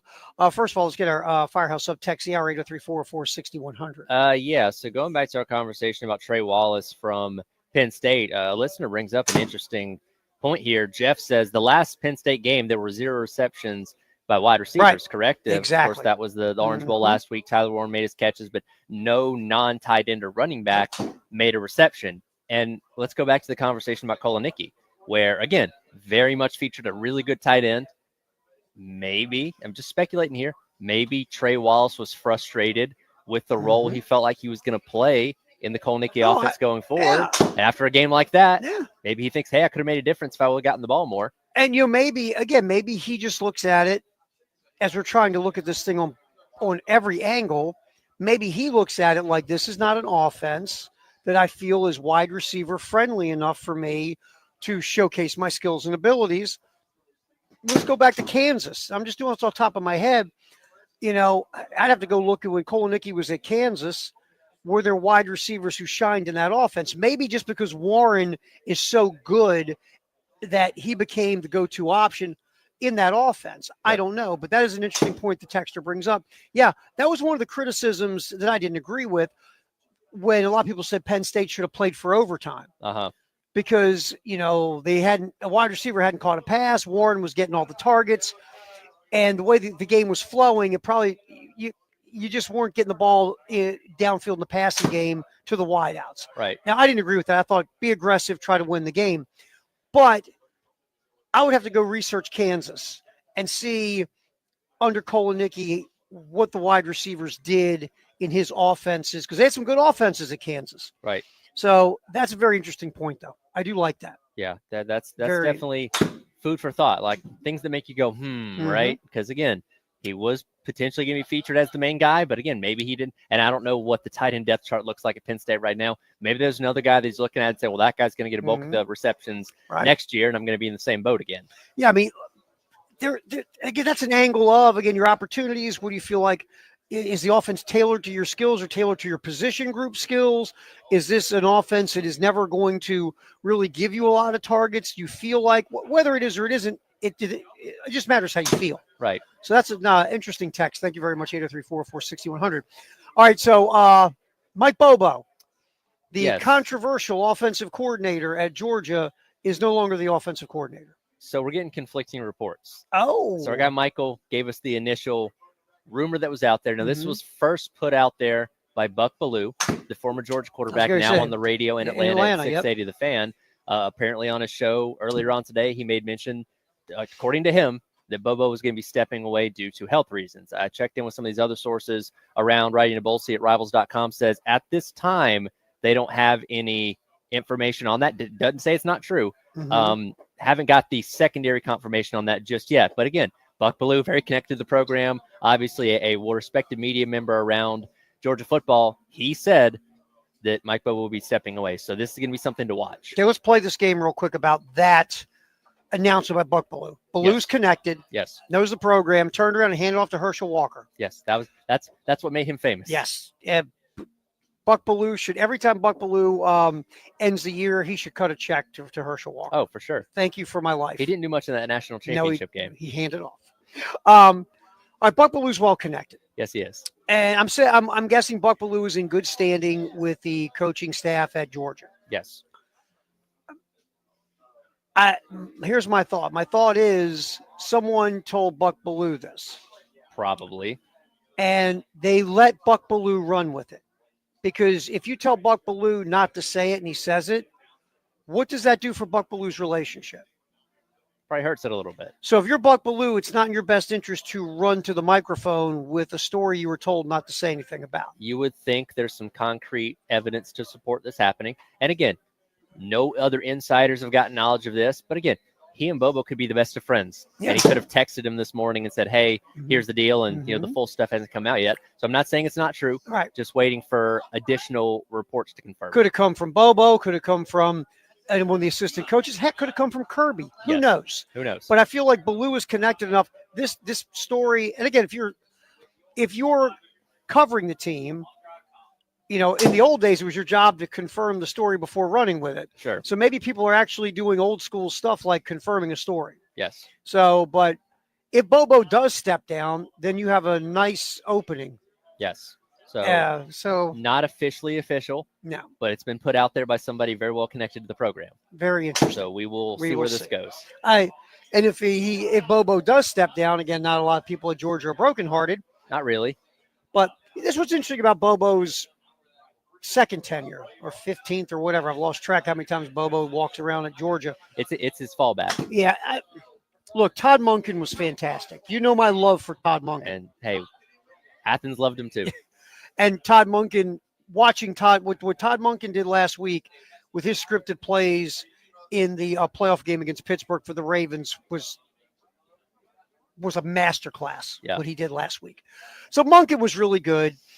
I mean, again, Stetson Bennett owes money to Todd Monken for the rest of his life. Sure. And Bobo's not Monken. That's not a criticism. Not many dudes are Monken. And I thought really Bobo has done better in this trip through. But let's be fair.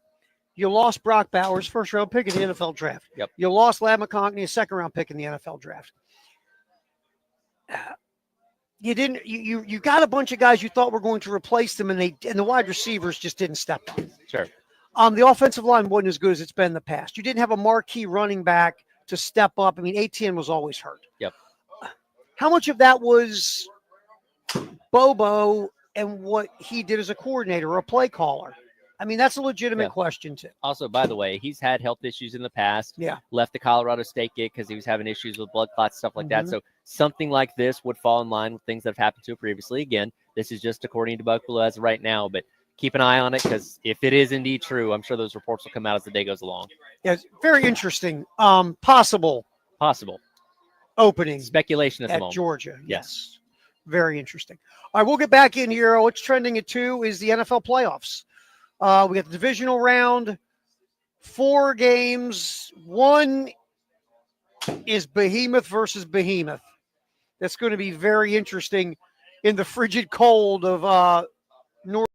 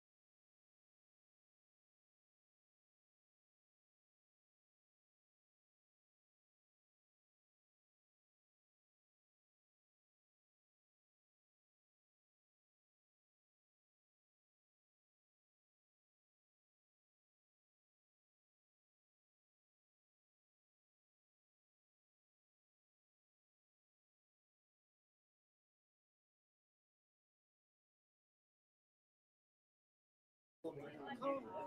803-520-1617, 47 Forest Drive. Again, we've talked about it all day. No matter what you're looking to do, when it comes to golf, you're serious about it, you get better, you want to get clean, play in climate control conditions. The reason you're going off, getting really this is the place to go. Also, in 2 weeks, our 107.5 The Game Pro Swing Golf Classic, our first. We hope it's going to be many. All you do is call 803-520-1617 to get a twosome registered, $150. You could win $1,000 for first place. Yep. Second place, third place. Also, baseball tickets will be giving away as well. Also, some tailor-made stuff. It's like our outdoor golf tournament. Yes, At the but, woods. but it's indoor. The couches. You don't have to check the weather that morning. No. There's no weather to worry about. Usually people wait till the last week to register for outdoor tournament. Sure. I get it. I'll take the weather here. Yeah. Nice. Rain, sleet, snow, tornado, hurricane. Perfect. Play golf. This is why the weather today is going to be. I can guarantee that from my meteorology maps. Absolutely. You don't So need your, what is it, the AMS certification for that one? screw that. Remember, Jay doesn't believe in that anyway. It's Yeah, just witchcraft. Jay tried to argue with my friend that works at the Weather Channel That was my about weather. That was so funny. It's like Jay's arguing with an actual meteorologist Yes. that works at the Weather Channel to tell him how much none of that matters. Hey, Jay, I think he knows what he's talking about, man. So funny. That was one of my favorite Jay moments back when Jay was doing the show with us. Was that Jay moment where Jay's arguing with meteorologists about meteorology? It was hilarious. All right, so what's trending at 2? Sponsored by Traditions Fine Jewelry and Gamecock Traditions. All right, and I have only done. Typically, I really like to dive into the divisional round because I think it's the most fascinating week of the NFL season. Sure. I haven't had a chance to as much as I typically can because of this other job. But here's my first thought is I think Houston is going to make Kansas City uncomfortable. Quickly, how well would it be received if you skirted one of your PD obligations and be like, I was diving into the stats of this divisional round matchup? Really can't help you with that PD stuff you need Sorry. there, corporate. I'm boning up on my divisional weekend. I gotta measure up Houston's DBs versus these chief receivers. Yeah. But no, I agree with you. Look, this is a Kansas City team that's escaped by the skin of their teeth more times than we can count this year. They've not played their best football, but they found ways to win. And if they would have played their starters last week of the year, they probably would have been 16-1. Of course, that really good Buffalo team handled them in Buffalo. That's the only blemish they really have on their resume. But man, you want to talk about a team that looked really strong last week? The Houston Texans took it to the Chargers and are coming in with the head of steam. How surprised were you in that? On a scale of 1 to 10. I was surprised it ended up being a 20-point game. I felt like the Houston Texans had a good chance to win. I didn't think it was going to be in dominant blowout fashion where the people of LA are saying, is Justin Herbert really that good? I thought the Chargers would win a close game. I thought it was going to be a one possession battle. I didn't see that happen. I thought the coaching advantage of Jim Harbaugh might make the difference. Like, look, D'Amico Ryan's done a great job, but man, this isn't last year's Houston team. You're playing in a very down division. I thought the Chargers were a little more battle tested, and I thought that was going to help them out. But again, Herbert just threw another pick, by the way. Oh, because he just got hit again by Will Anderson Yeah. and Daniil Hunter. And that's going to be a key in this game. The Chiefs tackles, or I should say Jawan Taylor, struggles. I think he led the team in pressures given up at right tackle. Or I forget if he goes right or left. I think he's moved around this year too because they've had so much trouble. Taylor is an issue.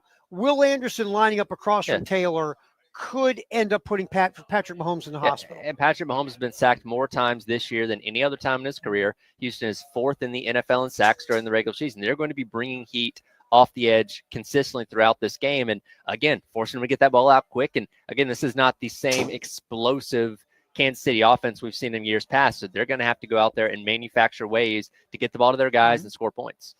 And the other part of this, because of just one reason, there's a multitude of reasons here. One, the offensive line, especially Taylor, and really the other tackle position was a problem until they moved high-level guard Joe Thuney out to tackle. And Thuney, even though he's never played tackle, has been better than the other two guys. Sure. The other part of this is because they've had protection issues and the wide receivers aren't as good as they used to be. You don't have that freakish Tyreek Hill running around getting open. Patrick Mahomes has become a dinker and a dunker. Yeah. He's not Well- the mad bomber. And defenses, by the way, play that two safety deep zone, and they say, try to beat us by throwing short passes. Exactly. What made Patrick Mahomes money for these past couple of years, just lobbing deep balls and having those speedy guys on the outside that you can take the top off the defense with. And again, every defense now is committed to saying, okay, we're not going to let you do that. You can nickel and dime us all day long, but you're not going to beat us for 70-yard bombs. And again, they've found ways to win, but it's not in dominant fashion anymore. No, what it is, it feels like, okay, we kind of linger around. We have the lead. It's a one possession game, whatever, but we know we got 15. Yes. And we get to the fourth quarter, we got 15. And guess what you don't have? 15. You don't have 15. And 15 is different in the playoffs. Mhm. Again, it's not been the best year of his career. He's heated up a little bit down the stretch in those last couple games that they played. My concern here is the last time all these starters played was on Christmas Day. Yeah. It has been almost a full month since they've taken legitimate game reps. And again, they're high level, they're professionals. It's not going to hurt them for the entire game. But what if they got off to a slow start? What if they find themselves in a 14, 17-point hole in the first half? Again, this isn't an offense that scores 35, 40 points like it used to. If Houston could put them in a hole, they might be able to hold them off. Remember that playoff game a few years ago when Houston was up on them by what was 24-0 or whatever, and then Kansas City kicked them? Yep. And Kansas City won by multiple scores. It won Yep. like some crazy 40-something-0 run. Yep. That's not the Chiefs' offense. Now, I'll give you the one important thing to look at as well in this game. Third down. A, Kansas City's really good offensively on third down. B, Houston is not very good defensively on third down. And C, Houston on offense is their offensive line problems have caused a lot of third and longs. I don't think any team in the NFL has more third and longs than the Texans. I think this game could also be decided by a non-offensive play. Could be. Special teams. We've seen the Chiefs block kicks this year. Last week against Los Angeles, you had the special teams that blocked the punt for Houston. They also had the point after they blocked and returned for the 2-pointer. So I think the third element of football could be big tomorrow. Absolutely. I think it's an excellent point. And Kansas City's good at that. They are. I think the Chiefs win. I think it's closer than many people think. Matter of fact, I can see the Texans covering because everybody covers against the Chiefs. Yeah, it's one of those things that until proven otherwise, you always give the Chiefs the benefit of the doubt. It is in, KC. It's not going to be as cold as it is in Buffalo, but it's still an outdoor game against a dome team that's going to have an effect. Yeah, and then so that game, I believe, will be a little bit more entertaining than a lot of us believe it would be. Sure. We'll save the big game for last because I think that is the whoever has the ball last kind of game. The other game on Saturday, the Commanders go to Detroit to play the Lions. Look, I think Jalen Daniels is really good. I think Jalen Daniels, if he stays healthy and continues to grow and develop, is going to be a high-level franchise quarterback in the NFL. You watch him, whether it's throwing it, running it, he never – you know what it is, why they look different? And again, it's just after you've watched football for way too long, the high-level guys just look on a different level of poise. Sure. You watch Daniels, it never seems like he's being sped up. It never seems like he's panicking. Even if he takes off, it's not like, oh my God, blah, blah, blah. No, it's more of, okay, I'm evading the people that want to kill me. Yep. And I'm going to get out of the pocket to make a play. I'll be honest with you, his first season when it comes to pocket presence and throwing the football is way ahead of what Lamar Jackson was his rookie year. I definitely think so. And I know we, love to poke fun at guys that played college football for 27 years, but he played a lot of college football between his time at Arizona State and ultimately his time at LSU. And, he went into the NFL with a lot of experience, a lot of games under his belt, big games, obviously playing at LSU and SEC championship games and huge games against Alabama and things like that. So he does not seem rattled by anything. And I know it was Tampa Bay, but any road environment in the playoffs for a rookie quarterback is going to be tough. And there you are. Tampa Bay drives down the field, scores a field goal to tie it at 20. You're tasked with putting the ball in your hands in a game where you could not run the ball. Washington could not run the ball on Tampa Bay. You're going to have to throw your way down the field and get yourself in field goal range. Did it flawlessly. No problems at all. Yeah. And the thing about Detroit is obviously their defense has got some health concerns. But I'll tell you what, Detroit might have, because Aaron Glenn, the thing about the defensive coordinator with the Lions, Aaron Glenn, was he was losing guys right and left but he wasn't changing his defense. Yeah. He was playing like all of his guys were healthy. Sure. Well, against the Vikings, he went like this. I got a lot of guys who are hurt. I'm going to blitz the hell out of Minnesota. Mm-hmm. I'm going to see if I can rattle Sam Darnold. If I rattle Sam Darnold, what's going to happen? And we saw what happened when you rattled Sam Darnold. Sure. And then Detroit gave the blueprint to the Rams on how to rattle Sam Darnold, and we saw Minnesota's now home. Detroit, it's going to be interesting to see how they attack Jalen Daniels, because obviously Daniels is a little bit more mobile than Sam Darnold. Yes. But it's the point of rattling him and pressuring him and putting him in some situations maybe he hasn't seen this year Sure. from a standpoint of a defense coming at him and making his life miserable. And the other side of this is Washington's run defense is bad. Yes. It's been bad all year. Yes. Detroit, even without them, they're trying to get David Montgomery He's to play. supposed to be How many available. snaps is he going to take? But the diversion he could present Yes. can throw you off. And the other thing is Jahmyr Gibbs is ridiculous. Oh, he's handled it fine on his own. Yes, Detroit is that, and to me, that's the key of the game. We talk about quarterbacks all the time, Daniels, Jared Goff, all these other things. No, the Detroit running game is where the Lions beat Washington. Yeah. Is they just run over them. Yeah. Before it's all said and done. Yeah. All right, so then on Sunday, Rams Eagles in Philadelphia. A lot of people are teetering toward the Rams because the Rams are the hot team right now. Look what they did to Minnesota. All that's great, right? Yeah. The Rams are going to Philly. Yes. They're playing on the road. I get Sirianni comes off like a kook, and he does. Sean McVay's a really high-level football coach. I get it all. And the last time these teams played, by the way, Saquon Barkley had a field day. 302 scrimmage yards. Broke the Eagles' single-game rush record with 255. I'm going to say this. I think the Rams can hang around in this game and make it very interesting.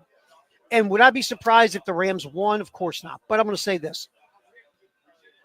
I think if the Eagles don't get behind to where Barkley you can't run the ball, and they got to put the ball in the hands of Jalen Hurts to throw them back into it, that's trouble for Philadelphia. But if this stays around a one-possession type of game where Philadelphia can get a lead, then they're just going to run Saquon Barkley all day. I wonder how healthy Jalen Hurts is. He missed the last game of the regular season with the concussion protocol. I get it. He wasn't really asked to do a whole lot last week. Offense didn't do a whole lot. Dallas Goedert did most of the heavy lifting on that touchdown catch that he had. Barkley ended up going for over 100 yards, but at the very end of the game on that last run, the defense is what won them that game against Green Bay, and obviously Jordan Love not being at 100% either. So, yeah, if you're in a situation where Philly has to throw themselves back into this game, I do question how healthy Jalen Hurts is. I'm going to take Philadelphia in a close game. I think the Eagles win at home. So I think the Eagles win at home. I think Detroit is going to handle Washington. I also believe in a closer game than most people think that Kansas City wins. Baltimore, Buffalo, I really feel like who has the ball last. Yeah, I think so. I really believe that. Yeah. Look, both these teams are better than they were when they played. Baltimore smacked them all over the field in Baltimore. Games in Buffalo where here's a list of games the Bills have lost at home this year. I'm done. Look what Buffalo did to Kansas City in Buffalo. Sure. I think Baltimore's better on paper. I do. I think their defense, once they moved Kyle Hamilton to free safety, that defense has been really good. But Buffalo's better defensively than they were. I'm going to take Buffalo at home on a last-second drive, like 35-31, what's going to be a crazy, kooky game. I think Buffalo wins because they're at home. Yeah, you got two of the top three scoring offenses in the NFL. This should be a barn burner. Like I said, probably comes down to last possession. Obviously, we've seen so many games like this. And then we're talking next week about which of these guys can have the opportunity to finally slay Patrick Mahomes. And the sad part is whichever team loses, we know where it's going. Quarterback can't win the big game. The teams can't win the big game. The coaches can't win the big game, blah, blah, blah. It's going to happen to one of them. Yep. What's trending at 2, we'll come back and look at the women's nice win in Tuscaloosa last night here on the Halftime Show live from Pro Swing in Columbia on the game.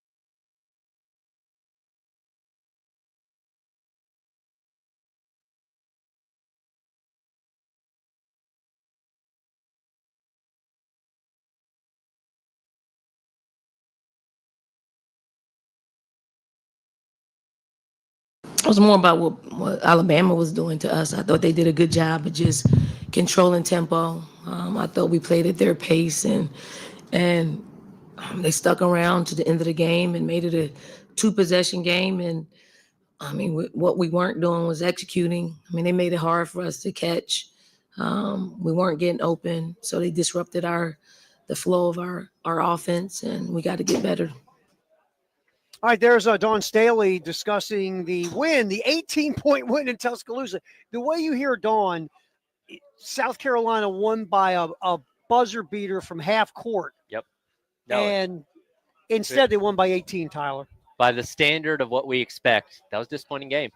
You know, only beating by 18, only beating Texas by 17 the other day. 15 turnovers. Turnovers have been the drinking word of the week here. Between 15 against Texas, what the men did the other night, which was unspeakable at this point, and then last night, I'm sick of seeing turnovers. How about you? Yeah, I bet you Dawn Staley and Lamont Paris are sick of turnovers. It's last night, we talked about this in for opening riff of the show. It just felt like they were honestly bored. They played like, yeah, okay, look, we're better than these cats. We all know we're better here, right? Okay, we're gonna float along. We're gonna just kind of glide along, and when we need to put a run together, we'll put a run. Oh, they cut it to 8. All right, let's quit shooting opposite-handed and let's start making some buckets again. Right. It was a workman-like, methodical type of game where you looked up, Tyler, and you went, oh wow, they're up 18. Yeah, again, watching the game, even when Alabama would go on their short little runs and close the gap, you never really felt like they were ever in danger of actually taking the lead over. And again, this is a South Carolina team that finds its way to clamp down on defense, especially in the second half, which is exactly what they did. It wasn't the most efficient day on offense, especially when it came to shooting from the outside, which we know something that South Carolina has prided itself on being really good at this year. But you also had a team in Alabama that's pretty efficient in shooting threes themselves that was 4 of 22. They shot 18% from beyond the arc, and that's a big part of their offense they were missing out on yesterday. Well, that was the interesting part is Alabama, we talked about this going into the game, that if Alabama was going to pull an upset or stay close or make it a contest, they were going to have to kill it from 3. Sure. Well, they hung around for a long time in this game without making threes. Yep.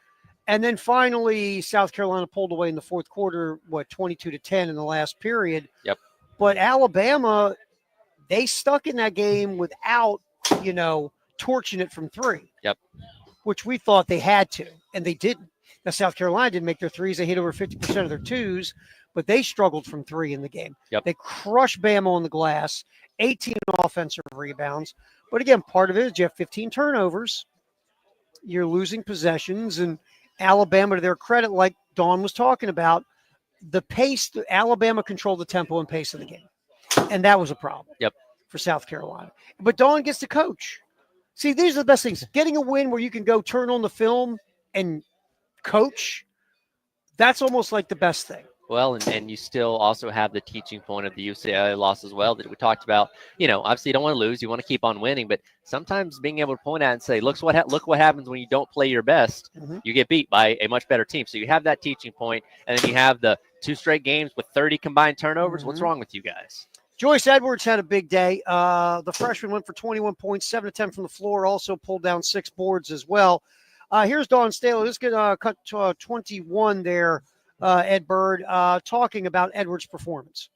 I mean, Joyce is special. She works really hard at it. Like, she doesn't take plays off. She might not be ready for some plays because they got her. Cody Essence got her at in the fourth quarter, but she's a relentless worker. She's a tireless worker. She wants to be great at everything that she does, and to see her play as consistently and efficiently over the past couple of games is saying that she's found her footing. I think she understands what we lost and what she needs to do to help close that gap. So when you talk about Joyce Edwards and how skilled she is, and the fact that she's had to step up and take a greater role now that Ashlyn Watkins is out, and you're seeing the skill and the ability. Sure. And what she can do, especially the efficiency, Tyler, going 7 for 10 last night. I mean, when you're shooting, I mean, again, I mean, she's not launching threes. I mean, all of her shots were inside the arc. She got to the line 7 times as well. Yep, which is big. And she made them. She did, which is also big. Which is also something big. that we've seen, come and go at times. We have seen that not happen. So that's a thing. But at the end of the day, a workmanlike victory. You did win by 18. Isn't it funny? Wouldn't you love to be to the level of a program to where you have an 18-point victory and everybody goes, against a top 20 team, 19th ranked team in the country, and everybody looks at you and says, "What happened to you guys I last know. night?" It's a good place to be. Absolutely, it's a great place to be. But again, Joyce Edwards, only halfway through her freshman year, we know what the hype and potential of her was coming out of high school, and she's only going to get better. Again, with Ashlyn Watkins down, everybody's had to take an expanded role, and she is no different, and she has certainly stepped up to the task so far. And for however long the season goes, which we of course hope culminates in another national championship, she's going to play a big part in it. All right. Another thing about South Carolina has been slow starts at times this year. Yes. It's been a problem. Wasn't against Texas, and it wasn't last night against Bama. South Carolina came out to a 21-12 lead after the first period. Here's Dawn Staley. Let's grab cut 22, Ed Bird. Importance of starting fast.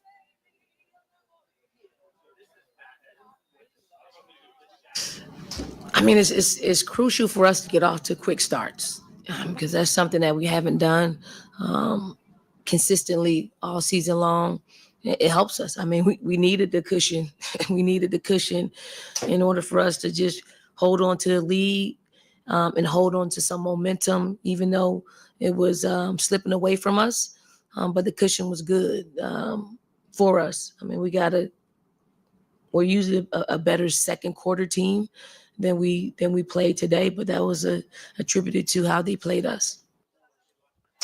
If you look at, because obviously you also want to close. Sure. So if you look at South Carolina, first and fourth quarter of this game, the Gamecocks outscored Alabama first and fourth quarter combined 43-22.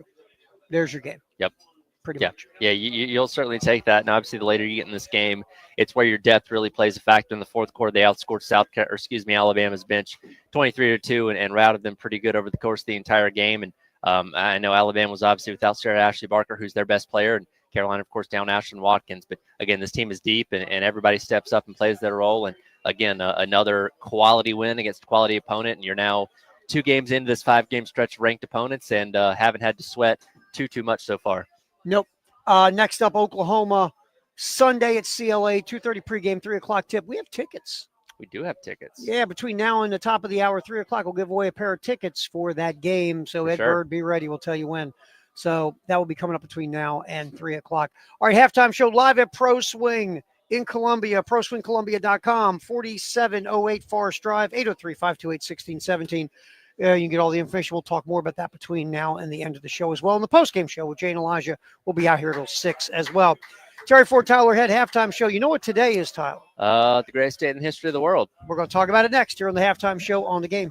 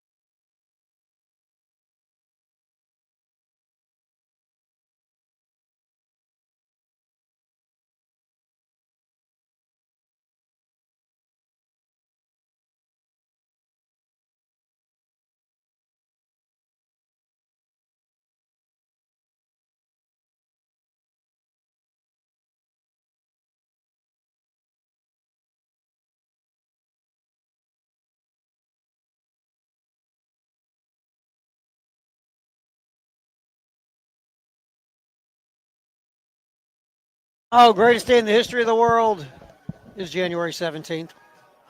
Terry Ford, Tyler Head live from Pro Swing. How good does this place smell, by the way? Oh, it's phenomenal. I just had a chocolate chip cookie out of this world.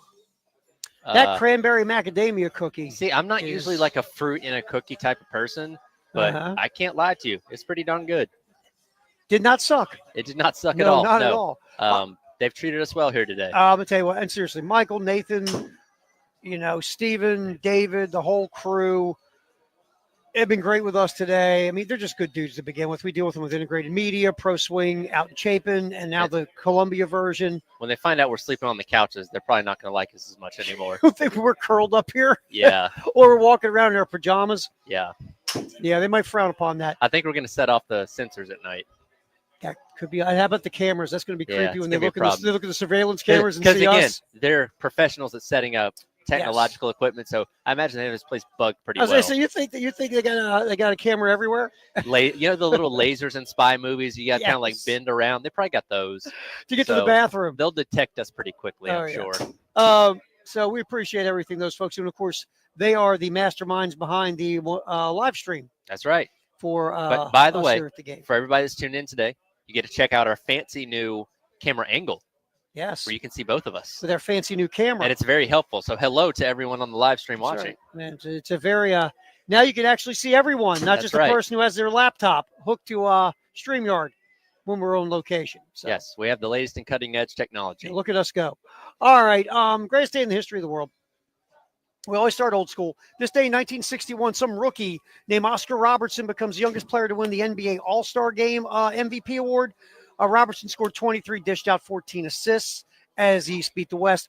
Obviously, Robertson, until Russell Westbrook had his empty triple-double run, averaging a triple-double, where it was just Russell Westbrook, give me the ball, you other four guys go take a nap. Yeah. Oscar Robertson was the last guy to average a triple-double. And Oscar Robertson, because he was around before SportsCenter, where we don't believe it really happened because it wasn't on SportsCenter, Oscar Robertson is one of the greatest point guards of all time. Played in multiple Final Fours in college. Also, we always watch the movie Hoosiers. Yes.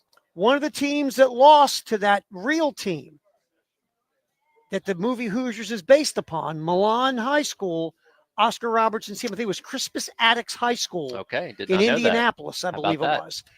So Oscar Robertson's team lost. I think it was the semis, not the finals. I could be wrong. It was the finals and the semifinals. Okay. Oscar Robertson's team lost to Milan High School. Interesting. Yeah. So, Huh. yeah. Little stuff with Oscar Robertson. What's left to the top of my head, which these days I don't trust anything I say anymore. I'll have to fact check you Yeah, on will that. you but fact check me? I believe it. I believe it. I used to have this stuff like this, and now it's like, I think. All right, this day in 1971. The first Super Bowl after the AFL-NFL merger featured the Baltimore Colts and the Dallas Cowboys Super Bowl V. Yep. It was a clunky, weird Super Bowl where the only time in the history of the game, I believe it's the only time, that a player from the losing team was the MVP. Okay. It was a kooky Super Bowl, lots of turnovers, a lot of weird stuff. 13-13, a rookie kicker named Jim O'Brien came on the field for the Colts to attempt the game-winning field goal. O'Brien nailed it, won the game on the game-winning kick. He was a rookie kicker from the University of Cincinnati. And you're saying, wow, Jim O'Brien, whatever happened to that guy? Must have had a great career. Well, not really. He hung out for between 70 and 72 in Baltimore. After that, he moved on to Detroit in 73, played for the Giants in 75. As a kicker, he made 56% of his kicks, which today gets you cut. But back then, it was okay. So, I mean, he didn't go off and have some wonderful Hall of Fame career, but he did make one of the biggest kicks in Super Bowl history. No conspiracies on that game for your pops, huh? Oh, no, because Colts won. Yeah, exactly. Colts won. There was no conspiracy theory there. Colts lost to the Jets. That game was fixed. I want you to understand that's the way you think Yes, when you're a kooky sports fan. that's right. All right, greatest day in the history of the world. By the way, O'Brien was also a wide receiver at Cincinnati. Led the nation in scoring his senior year, I believe. It's back when you had to be multi-talented. Yeah, you couldn't just be a kicker. Yeah, you were a quarterback and a defensive back. Right. 1988. Broncos beat the Browns for the second straight year in the AFC Championship game. The first time was the drive. This one was even worse for the Browns. It was the fumble. 38-33 is the score. Cleveland's at the Denver 3. Ernest Binder a beloved Cleveland Brown is the running back. He has the ball. He's heading to the end zone. He's about to score the go-ahead touchdown with about a minute left. An anonymous defensive back named Jeremiah Castilla strips Binder of the ball. It's recovered by Denver, and the Broncos win the game. That one, if you ask a Browns fan, that one to some of them stings even worse than the drive Yeah. the previous year. Probably so. And, little did they know this was going to be just the beginning of decades of suffering you'd have to suffer in Cleveland, which, by the way, they're still dealing with. Mm-hmm. They're suffering. Yeah. All right, here's another one for you. 1995, the LA Rams leave Southern California for the city of St. Louis this day in 1995. How's that going in St. Louis? This would never happen ever again. No. To leave what is the third biggest Second media biggest media market in the country. to go to St. Louis, Missouri. And again, after a few years, when Kroenke couldn't get his new stadium built, they got sick of the Edward Jones Dome, or the Dome as it's now known. Guess what? LA came calling again. Well, the thing too with Kroenke, because again, when they left, Georgia Frontiere owned the team. Yep. She was Carol Rosenblum's wife. Carol Rosenblum had swapped franchises with Bob Irsay, and Rosenblum got LA because, again, Rosenblum's no dope. No offense, I'm from Baltimore. Which market's bigger, LA or Baltimore? This LA. is not difficult. They don't make many movies in Baltimore. Yeah, I don't think there's a walk of fame in downtown Baltimore. Outside of The Wire, Yeah. not much filming going on in Baltimore. A lot of the filming done in Baltimore is crime filming. Yeah, like Cops. Yes. Yeah. So First 48. Carol Rosenblum gets the Rams franchise, and then he passes away suspiciously, and his wife gets the franchise. So she was the one, as the owner, who moved the team to St. Louis because of, again, a stadium deal. And really, a lot of the fans have gotten to the point with the Rams in LA, they were like, oh, they're still here? Sure. Oh, they're playing? Sure. But think about it. You left market number 2 for like market number 18 or 19 or whatever St. Louis was at the time. Yep. That's insanely stupid. I know. And again, the fact that they, went back 20 years later, actually, when they went back and played in the Coliseum for a few years, it's insane how all that's gone down. And obviously they're having a lot of success out there in LA. And I imagine there aren't too many Rams fans left in St. Louis. And think about this. Kroenke is from Missouri. Yes. And once Kroenke realized he could get... Didn't he go to Mizzou? Yeah. Yeah. Yeah. His kid played basketball there. Once Stan Kroenke realized, we could maybe get back in market number 2, there was nothing St. Louis could have done to keep that team. No, not at all. Nothing. And again, it seemed like the stadium thing was more of a front of like, hey, we're trying, but they knew they weren't going to pay for that. Yeah, how Kroenke left was slimy, but I get it from a business perspective. Going to market 2. If he ever returned to the Show Me State, he'd need to hire a food tester. Yes, absolutely. Well, like Art Modell would not go back to Cleveland because Art Modell knew he wouldn't leave Cleveland alive. Oh, yeah. So, all right. So that happened in 1995. Greatest day in the history of the world. Terry Ford, Tyler Head hanging out here at Pro Swing in Columbia. All right. On this day, let's do this one. On this day in 2011, West Virginia, the Big East, moves into the men's basketball poll for the first time in the season, a tie record of 9 teams from one conference in the top 25. There were 9 Big East teams ranked 1 week in this day in 2009 as well. The Big East used to be a phenomenal basketball conference. The Big East proper. I know we still technically have it now. It's not the same.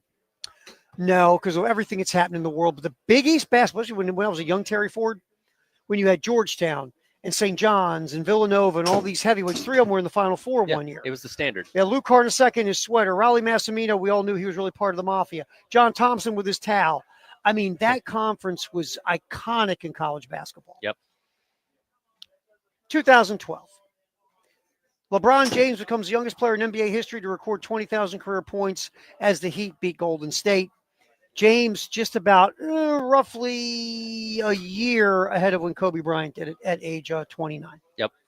And the last one, 2014, Serena Williams becomes the winningest woman at the Australian Open, notching her 61st victory as she advanced to the 4th round. And again, there are a lot of great women tennis players.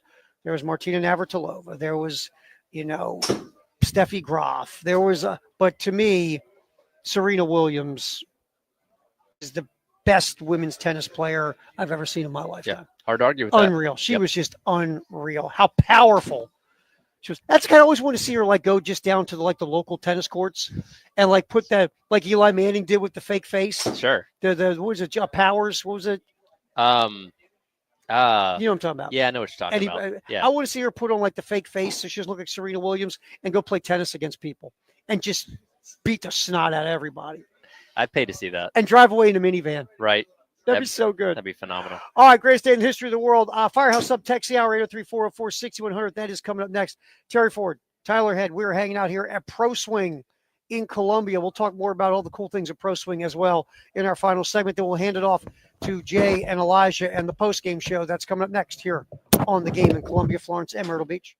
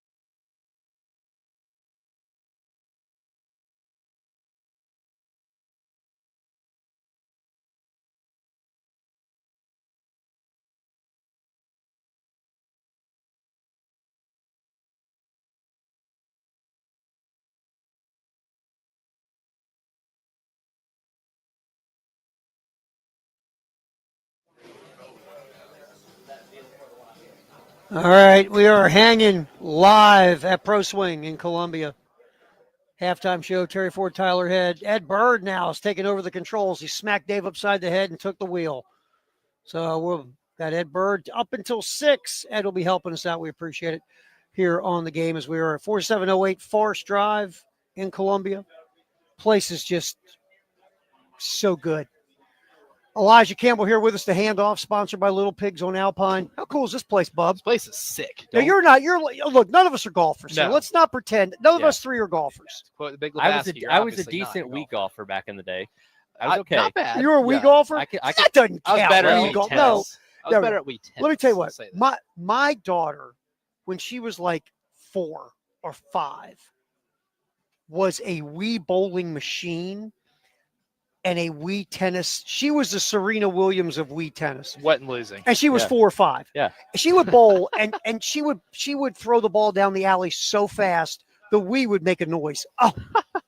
And she would bowl she had like a 260 average in You had to Wii make sure you had the bowling or safety something. strap on. Oh yeah, she was Yeah. sickening. And she would hit like forehands on the Wii tennis. You couldn't see them. Yeah.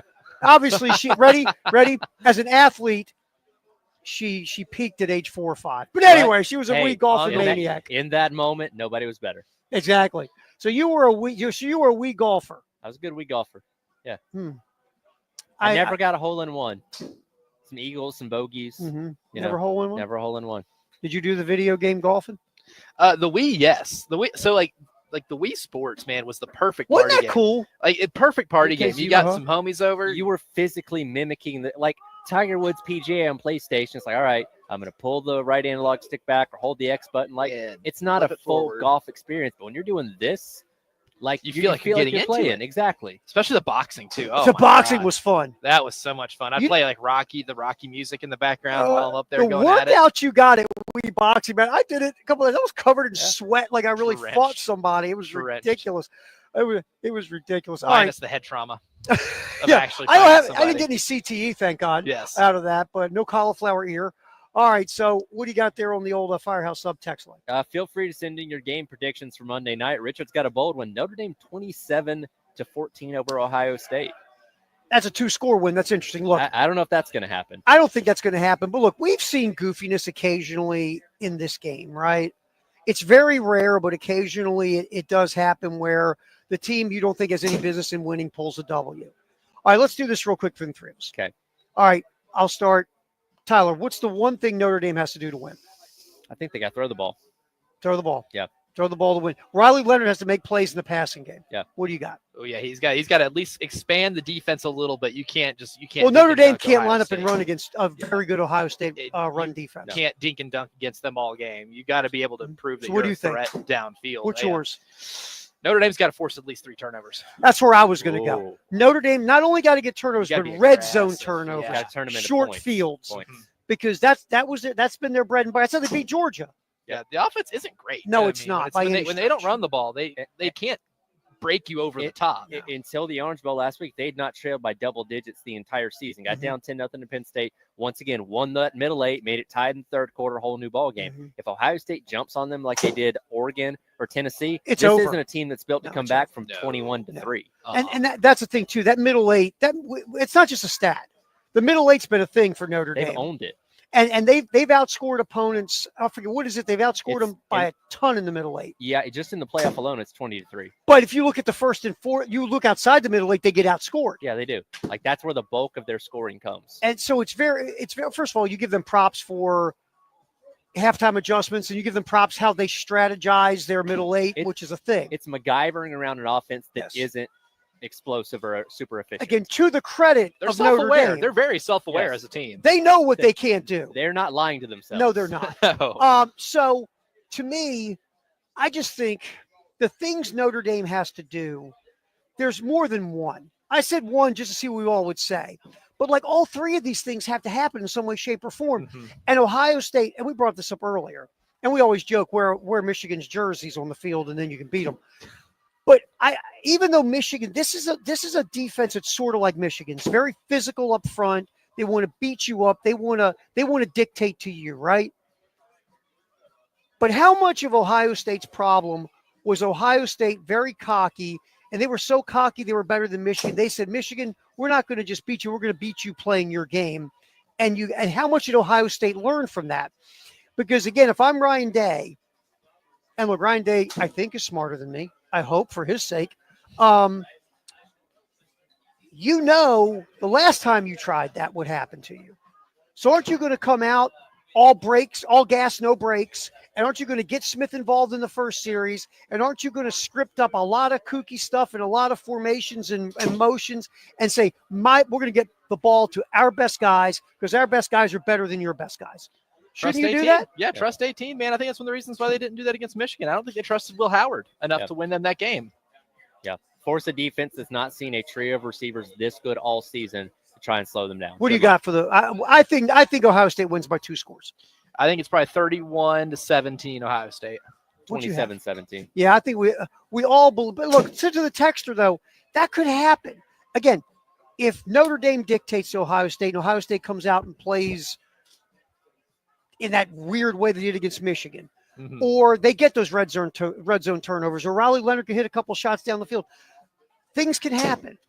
You guys have fun doing your little post-game show here at Pro Swing? Oh, an absolute blast. Langston Ward's going to join us, going to break down all types of stuff today. All right. Tyler, fine job. Michael Thank Getty's and the crew here. Thank you very much for putting up with us. Post-game show is next here on the game. Ed Bird, good work.